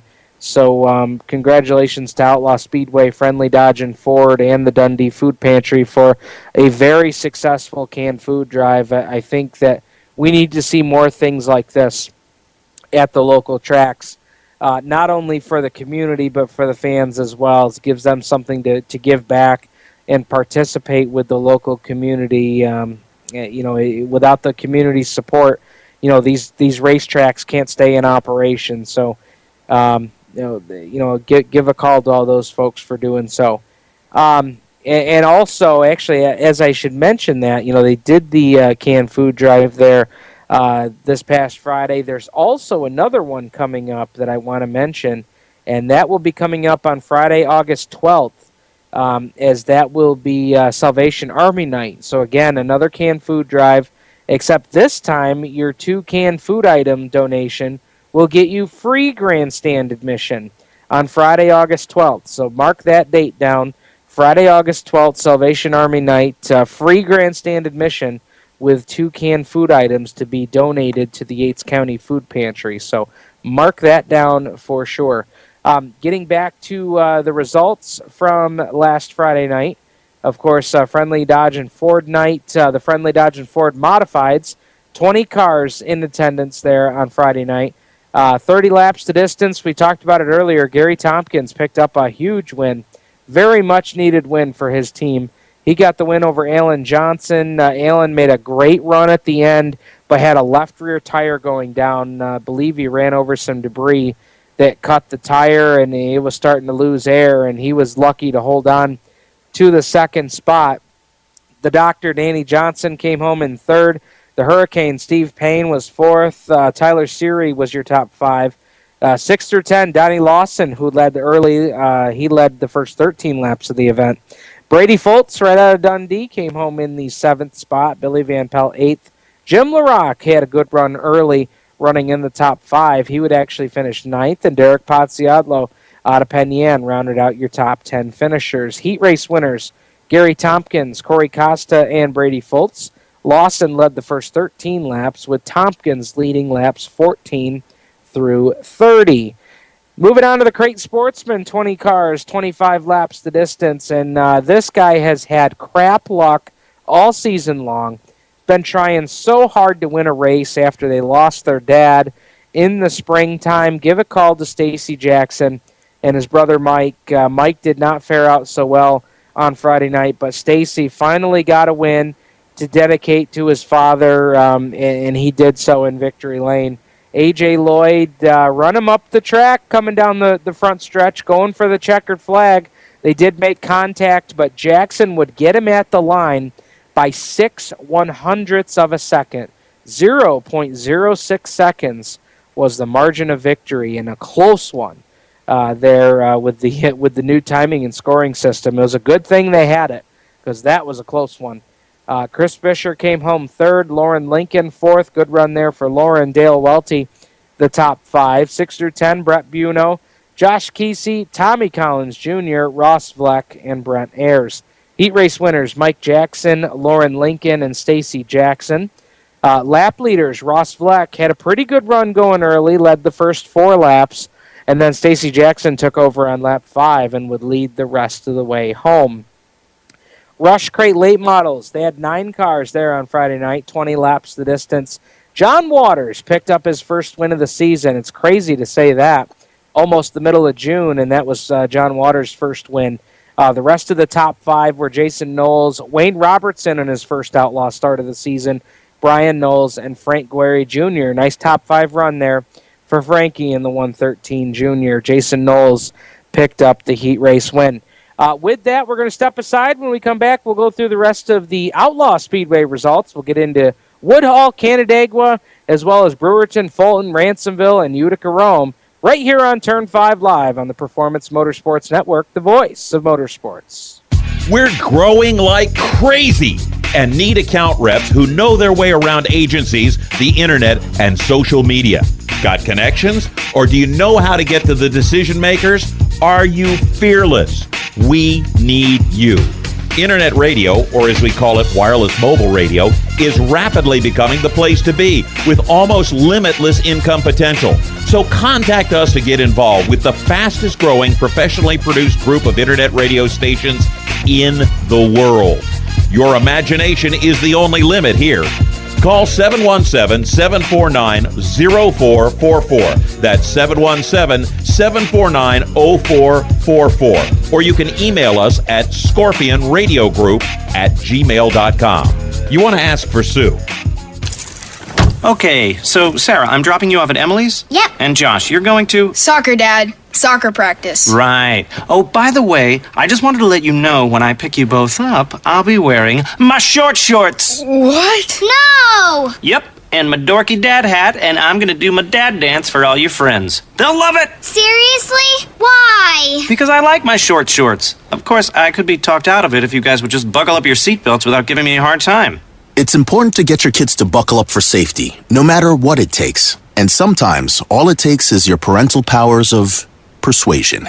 Okay, we're buckling up. See, all buckled. Good choice. I'll just have to do my dad dance at dinner time. What? No! Do what you have to make sure your kids are wearing their seatbelts, even on short drives. Never give up until they buckle up. A message from the National Highway Traffic Safety Administration and the Ad Council. Visit safercar.gov/kidsbuckleup for more information. If you're a gearhead and you just can't get enough of your favorite motorsport on that channel on the cable, or you look at that Guy network and you just go, what does that have to do with me? We have the answer. Performance Motorsports Network. Right here on the internet. The best cruising tunes, the best in motorsports programming, and the best shows. We have opinionated hosts, and we like it that way. If you want to get involved, if you want to bench race, be listening for information coming up soon right here on this channel, the Performance Motorsports Network, your source for motorsports. Hi race fans, this is Mel Thomas from Thomas Video, and you're listening to Turn 5 Live on PMN. My good buddy Mel Thomas bringing us back from commercial break here on Turn 5 Live on PMN. Getting right back to results from Outlaw Speedway. We'll wrap things up from Friday night's action in the Creekside Entertainment Street Stocks. 15 cars in attendance, 20 laps the distance. We talked to him here just a bit ago. Jared Hill got a big win for his team, as well as Jim Schuyler's team in the 57J. They got the win over Chuck Winslow. Still off to an incredible start for that team in 2016. Nate Daggett was third. Laverne Knickerbocker, good run for Laverne there in the 187. He came home fourth. And Jeremy Trank, boy, did Jeremy need a good run. He got one on Friday with a top 5 finish and a new car for him in the 15K. Jason Smart, Ryan Kraus, CJ Guerri, Jeremy Petrobowski, Tony Harris completed your top 10. Heat race winners, Nate Daggett, Laverne Knickerbocker. Lap leaders, Knickerbocker led the opening lap. Daggett laps 2 to 13, and Jared Hill laps 14 to 20. 4 cylinders, 25 cars, 20 laps the distance.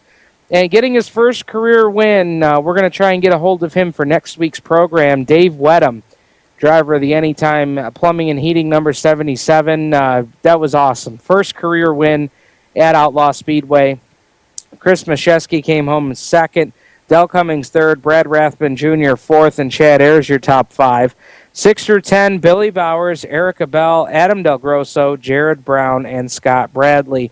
Pretty unique circumstances there. Wedham was running in the 4th spot, challenging for 3rd, had some contact with the car ahead of him, did a little whoopsie-doo through the infield. How he kept that car straight, I will never know. Gets it back up on the track without even losing a position. And then just a few laps later, after he had moved into 3rd, Ray Heyer and Cody Baker make contact and bring out a yellow. So the leaders crash right in front of Wedham. He takes over the lead and holds off Mashesky to get the win there. And it was on a late race restart as well between Wedham and Mashesky, as the leaders had crashed, and actually I think it was Mashesky that took over the lead when they crashed, but then on the restart it was Wedham that would pull out front and go on to his first career win. Wedham also won his heat race, as did Rich Sharpstein and Cody Baker. And Winner's Circle Deli Bandits, 2 cars, 10 laps to distance. Austin Labar picked up his 2nd career win and 2nd in a row in the Bandit division. Steve Perkins, the 3rd, finished out the field in 2nd. So taking a quick peek at the point standings, your point leaders right now, Steve Payne leads the modified points, 2-point advantage over Tyler Seary.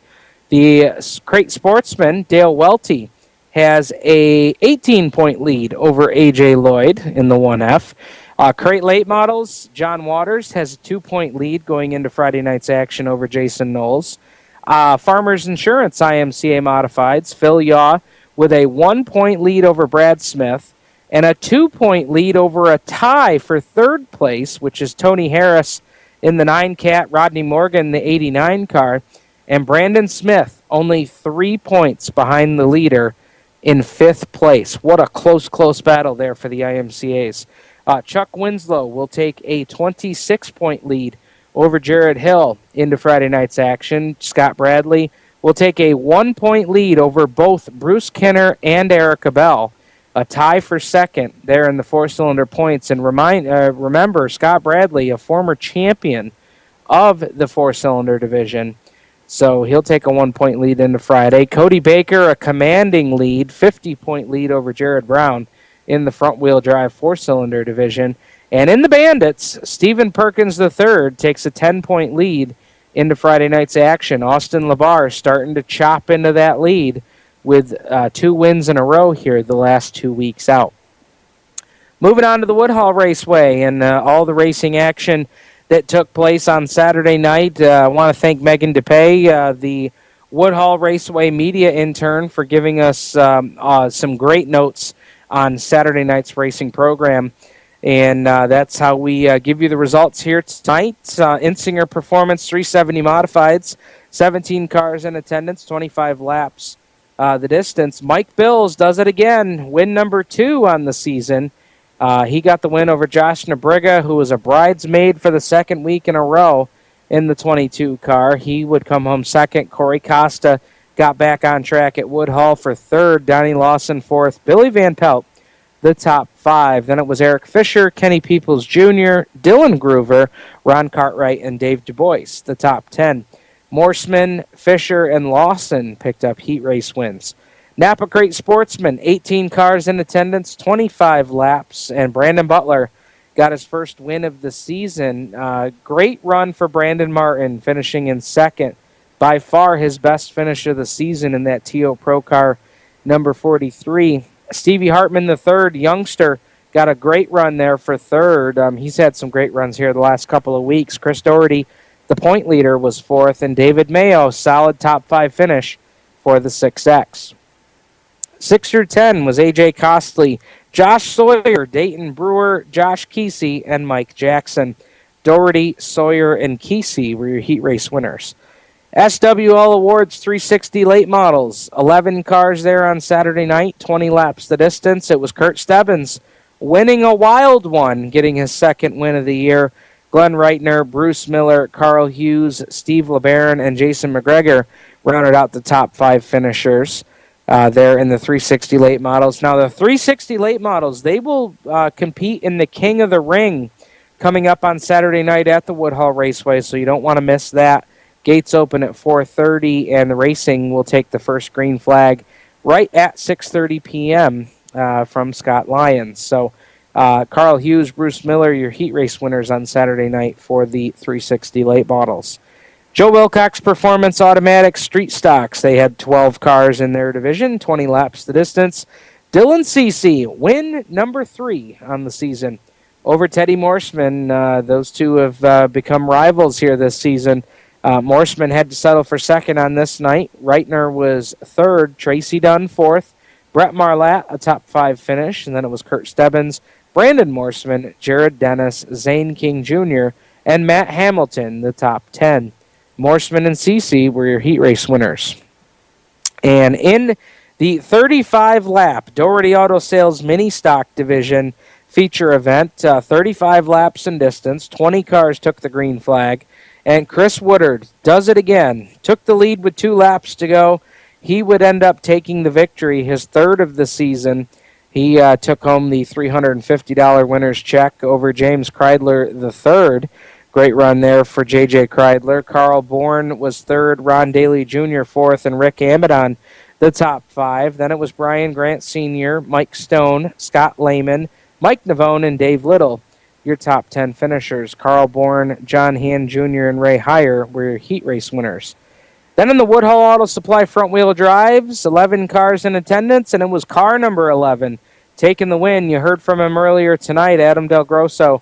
First win of the season, much-needed win on the season.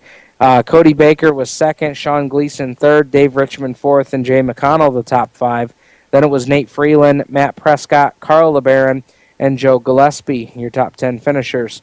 Cody Baker took the win in the heat race. And in the Doherty Auto Sales Warrior division, they had 5 cars in attendance, and picking up his second 10-lap feature win of the season at Woodhull, the Madman. I always mess that up. The Madman, A.J. Petrobowski Jr., got his second win of the year. Cole Yaus, Kaylee Petrobowski, Brody Amidon, and Trevor Hamilton rounded out the field. So congratulations there to the Madman, A.J. Petrobowski Jr., doing his Kyle Busch bow on top of the car after his feature win there on Saturday night. So that's the results from the Woodhull Raceway. Getting ready to take the white flag on tonight's episode of Turn 5 Live. When we come back, Brad will help us out with some Brewerton and Fulton results, and we'll also take a quick peek at Ransomville and Utica Rome. You're listening to Turn 5 Live here on the Performance Motorsports Network, the voice of motorsports. For 17 years, Stock Car Steel has been a leading materials supplier to the racing industry. Now they're also an official motorsports content partner of Race Chaser Online. The biggest names in NASCAR trust Stock Car Steel for all their raw materials, such as carbon steel, chrome moly, DOM, aluminum, plastics, and much, much more. You can't build a race car without the basic materials, and Stock Car Steel is the place to get them. Don't forget to also visit Stock Car Steel's sister company, SRI Supplies, for racing and industry. SRI is your #1 source for all your shop supply needs. Nuts, bolts, rivets, tapes, adhesives, cutting tools, chemicals, body shop supplies, paint shop supplies, lubricants, and more. A well-stocked race shop is a winning race shop, and the road to winning begins with 3 letters, SRI. For more information, visit StockCarSteel.com and SRI-supplies.com. You can also find them on Facebook at Stock Car Steel and Aluminum or call either company toll-free at 1-888-752-7272. Creekside Entertainment is the official DJ, photo booth, and uplighting company of Turn 5 Live and the Performance Motorsports Network. Stuart Ovens and his staff at Creekside Entertainment are professional and experienced with events of any type. Creekside Entertainment specializes in wedding packages that are affordable and fun, and they are ready to serve you with the most up-to-date music and karaoke selection. If you can sing it in the shower, you can come out and sing it with Creekside Entertainment. And don't forget about the Creekside Entertainment photo booth and uplighting service that will transform your wedding or party into an event the family will be talking about for years. Trust the entertainment company that racers trust. Call Stu at area code 315-481-9700 or visit them online at creeksideentertainmentdj.com. You can also find them on Facebook and Twitter. Creekside Entertainment, division sponsor of the Black Rock Bandits in 2015. We're growing like crazy and need account reps who know their way around agencies, the internet, and social media. Got connections? Or do you know how to get to the decision makers? Are you fearless? We need you. Internet radio, or as we call it, wireless mobile radio, is rapidly becoming the place to be with almost limitless income potential. So contact us to get involved with the fastest growing professionally produced group of internet radio stations in the world. Your imagination is the only limit here. Call 717-749-0444. That's 717-749-0444. Or you can email us at scorpionradiogroup@gmail.com. You want to ask for Sue. Hi, race fans. This is Matt Shepard, and you're listening to Turn 5 Live on PMN.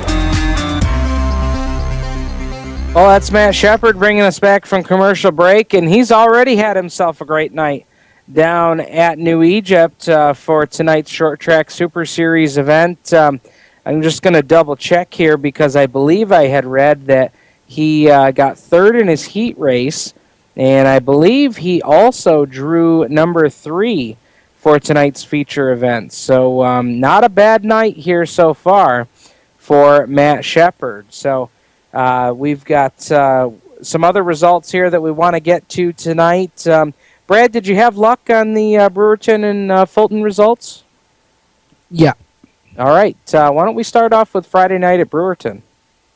Friday night at Brewerton, top 5 for your mod lights were Joe Isabel, Doug Williams, Jeremy Isabel, and Sam Euborn. We'll switch over to Friday night with the SUNY Canton Sportsman picking up the win on Friday night at Brewerton was Glenn Forward. Second went to Todd Root.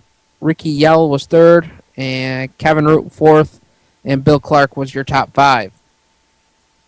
We'll head it on over and check it out for the Tracy Equipment Modifieds Speedway.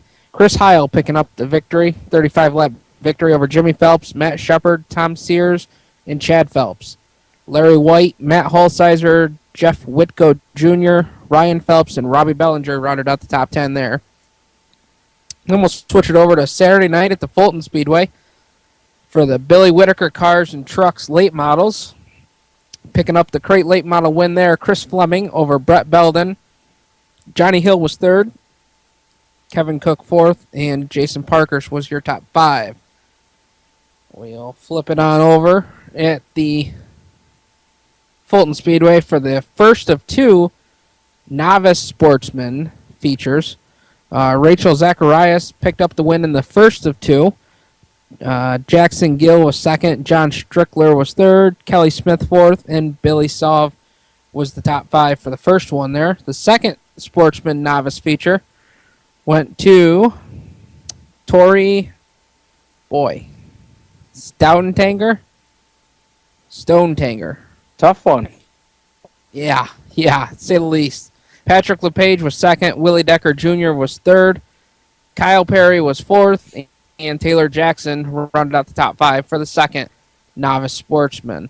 The Firehouse Subs Mod Lights, Jeremy Isabel picking up the win over Doug Williams, Joe Isabel, Jim Boggett, and Justin Williams. had it and check it out for the SUNY Canton Sportsman. Ronnie Davis III picked up the 25-lap win over Chris Cunningham, Tyler Trump, Mike Button, and Jim Spano. Rounding out the top 5 there for your SUNY Canton Sportsman. And we'll head it over for the Tracy Root Equipment Modified. Willie Decker picked a 35-lap win over Larry White, Pat Ward, Jimmy Phelps, and Chris Heil. Ryan Phelps, Tom Sears, Chad Phelps, Chuck Bauer, and Tim Sears Jr. rounded out the top 10 for Modifieds there Saturday night at the Fulton Speedway. All right, very good. Oh, there's more. Sorry, bud. One more. We've got the Ransomville Speedway ran last Friday night, picking up the 358 Modified win. Went to Tyler McPherson over Tommy Flanagan, Pete Bicknell, Eric Rudolph, and Mike Bowman.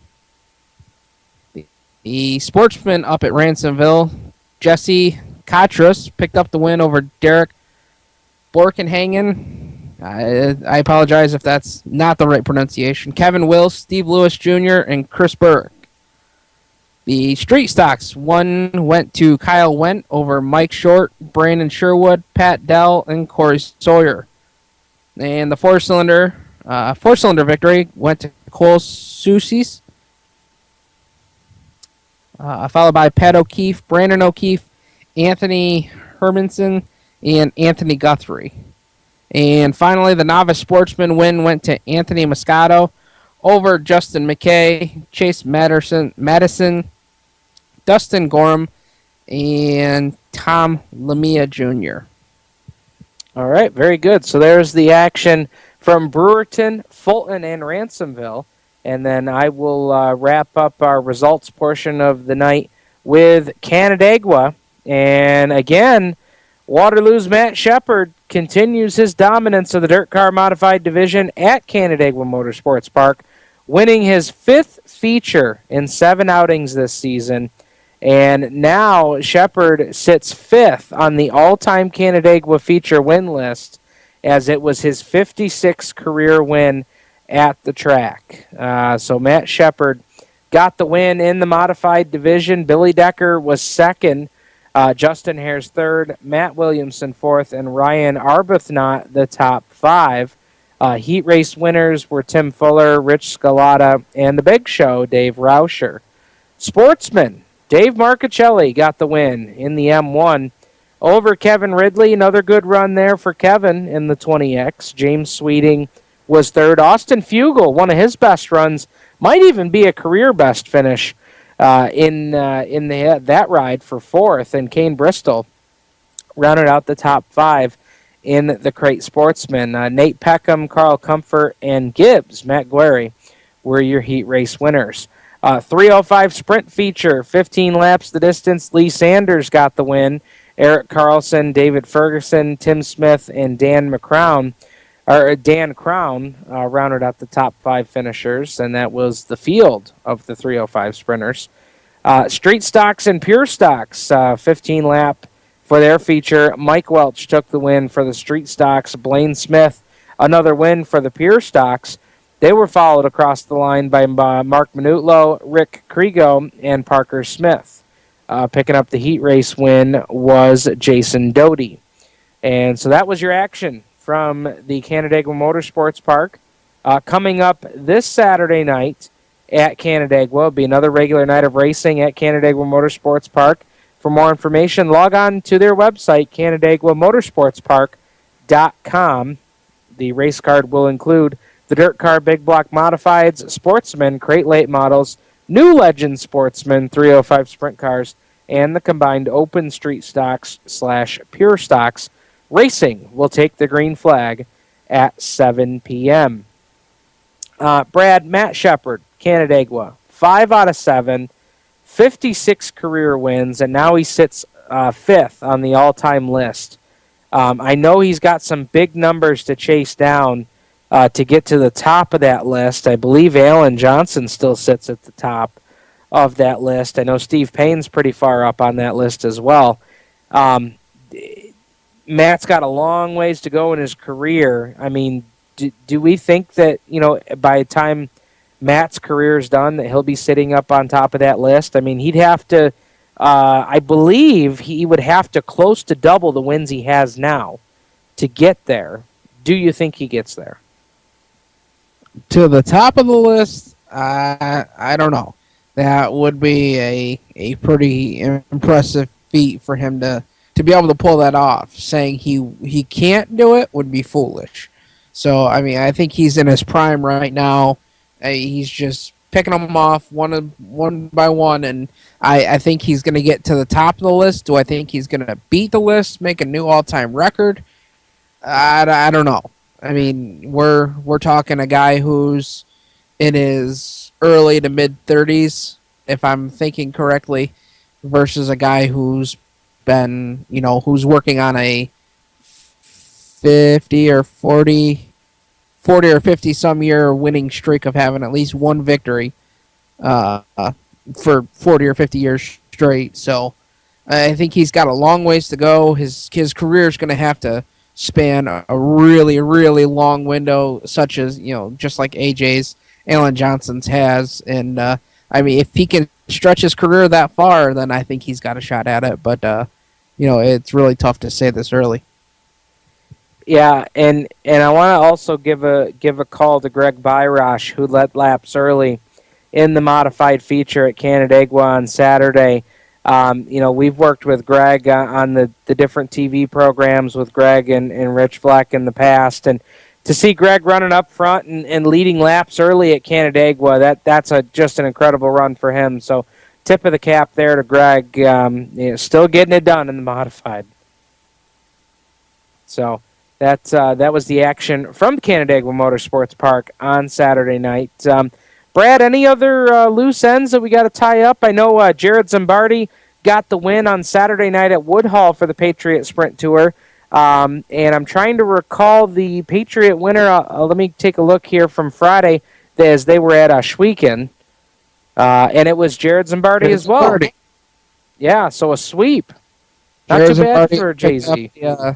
Keeping the sweep going at Ashwegan, which he's hot up at Ashwegan, and I was watching the pre-race or the post-race, pre-race. Sorry, Adam, post-race interview that Curtis Berlew and Paul Harkenreiter did with them, and Jared was saying that they made a few changes to the car and went with a different shock setup for Saturday night at Woodhull, and he said it made all the world of difference and really gave him the drive up off that he needed to pick up the win. So really good run for those guys down there, and he almost seemed real shocked that he had won down there because I don't think he expected that to be a place he'd be winning at. Yeah. Now, the interesting thing, we were just talking about Alan Johnson, 114 wins at Canandaigua. So there you go. 114 for AJ Slideways, and now 56 for Matt Shepard. So he's one off being halfway there. Yeah. Yep. Yeah. Like I said, I think he's got the potential there. I mean, he's certainly got the ability. I mean, there's no doubt about that. He's got the ability. He's got the equipment. And now I think it's just a matter of can he keep on the same track that he's going, and he's really going to have to keep going the way he's going and really stretch out, have a really long, lengthy career. Yeah, no, that's exactly what it would take in order to get that done. So we'll see, but boy, you have to think that he'd have a pretty decent shot at it. You never know how things are going to work out, but that is we'll see what happens for sure. Jared Zimbardi, we talked about, got the win down at the Woodhull Raceway. Give you a quick top 10 from that event. Zimbardi got the win. Justin Barger, he's always good at Woodhull, finished in second. Steve Collins, the flying physician, was third. George Suprick, fourth, and Paul Haybeck, the top five. Then it was the Cobra, Chuck Keebing, good sixth-place run. Dane Larank was seventh, Darrell Ruggles eighth, Steve Glover ninth, and Dave Just, your top 10 for the Patriot Sprint Tour on the high banks at the Woodhull Raceway. The Shuttleworths seals the deal winners bonus. Jared Zimbardi picked that up. The Stampede Steakhouse final finisher was Tyler Graves, and the Casey's Truck Salvage Salvage of the night was Dave Just. So that was the action from the Woodhall Raceway on Saturday night. And then, of course, the night before, we talked about Zimbardi picking up the win at Ohsweken Speedway. Here's how the rest of the field finished out. Zimbardi at that point, that was his second win of the season. He got his third at Woodhall the next night. But top 10 at Ohsweken, Dylan Westbrook was second, Ryan Turner third, Jamie Turner fourth, and Mitch Brown the top 5. Then it was Glenn Stiers, Dave Dykstra, Shane Ross, Steve Collins, and Pete Richardson. Your top 10 finishers there for the Patriot Sprint Tour at the Ohsweken Speedway. Brad, what do you guys have coming up this weekend? I know that you guys are getting ready to head out for some CRSA Tour action with the 305s. Oh, we've got to put a wrap on this one. Want to thank Adam DelGrosso, Jared Hill for joining us on the program tonight. We'll see you right here next Tuesday night for another edition of Turn 5 Live here on the Performance Motorsports Network.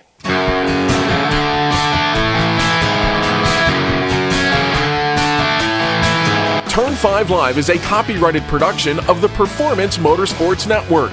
PerformanceMotorsportsNetwork.com is a member of the Scorpion Radio Group Incorporated and may not be rebroadcast, replicated, or saved in any media without the explicit written permission of PMN. The opinions expressed on this program are those of the host, co-host, and guest, and do not necessarily reflect those of the management and ownership of either the Performance Motorsports Network or Scorpion Radio Group Incorporated, the advertisers, or marketing partners. Thank you for listening to Turn 5 Live. You can listen to Turn 5 Live every Tuesday night right here on the Performance Motorsports Network. Stay tuned for more great PMN programming. Searching for a world with some soul. This is radio.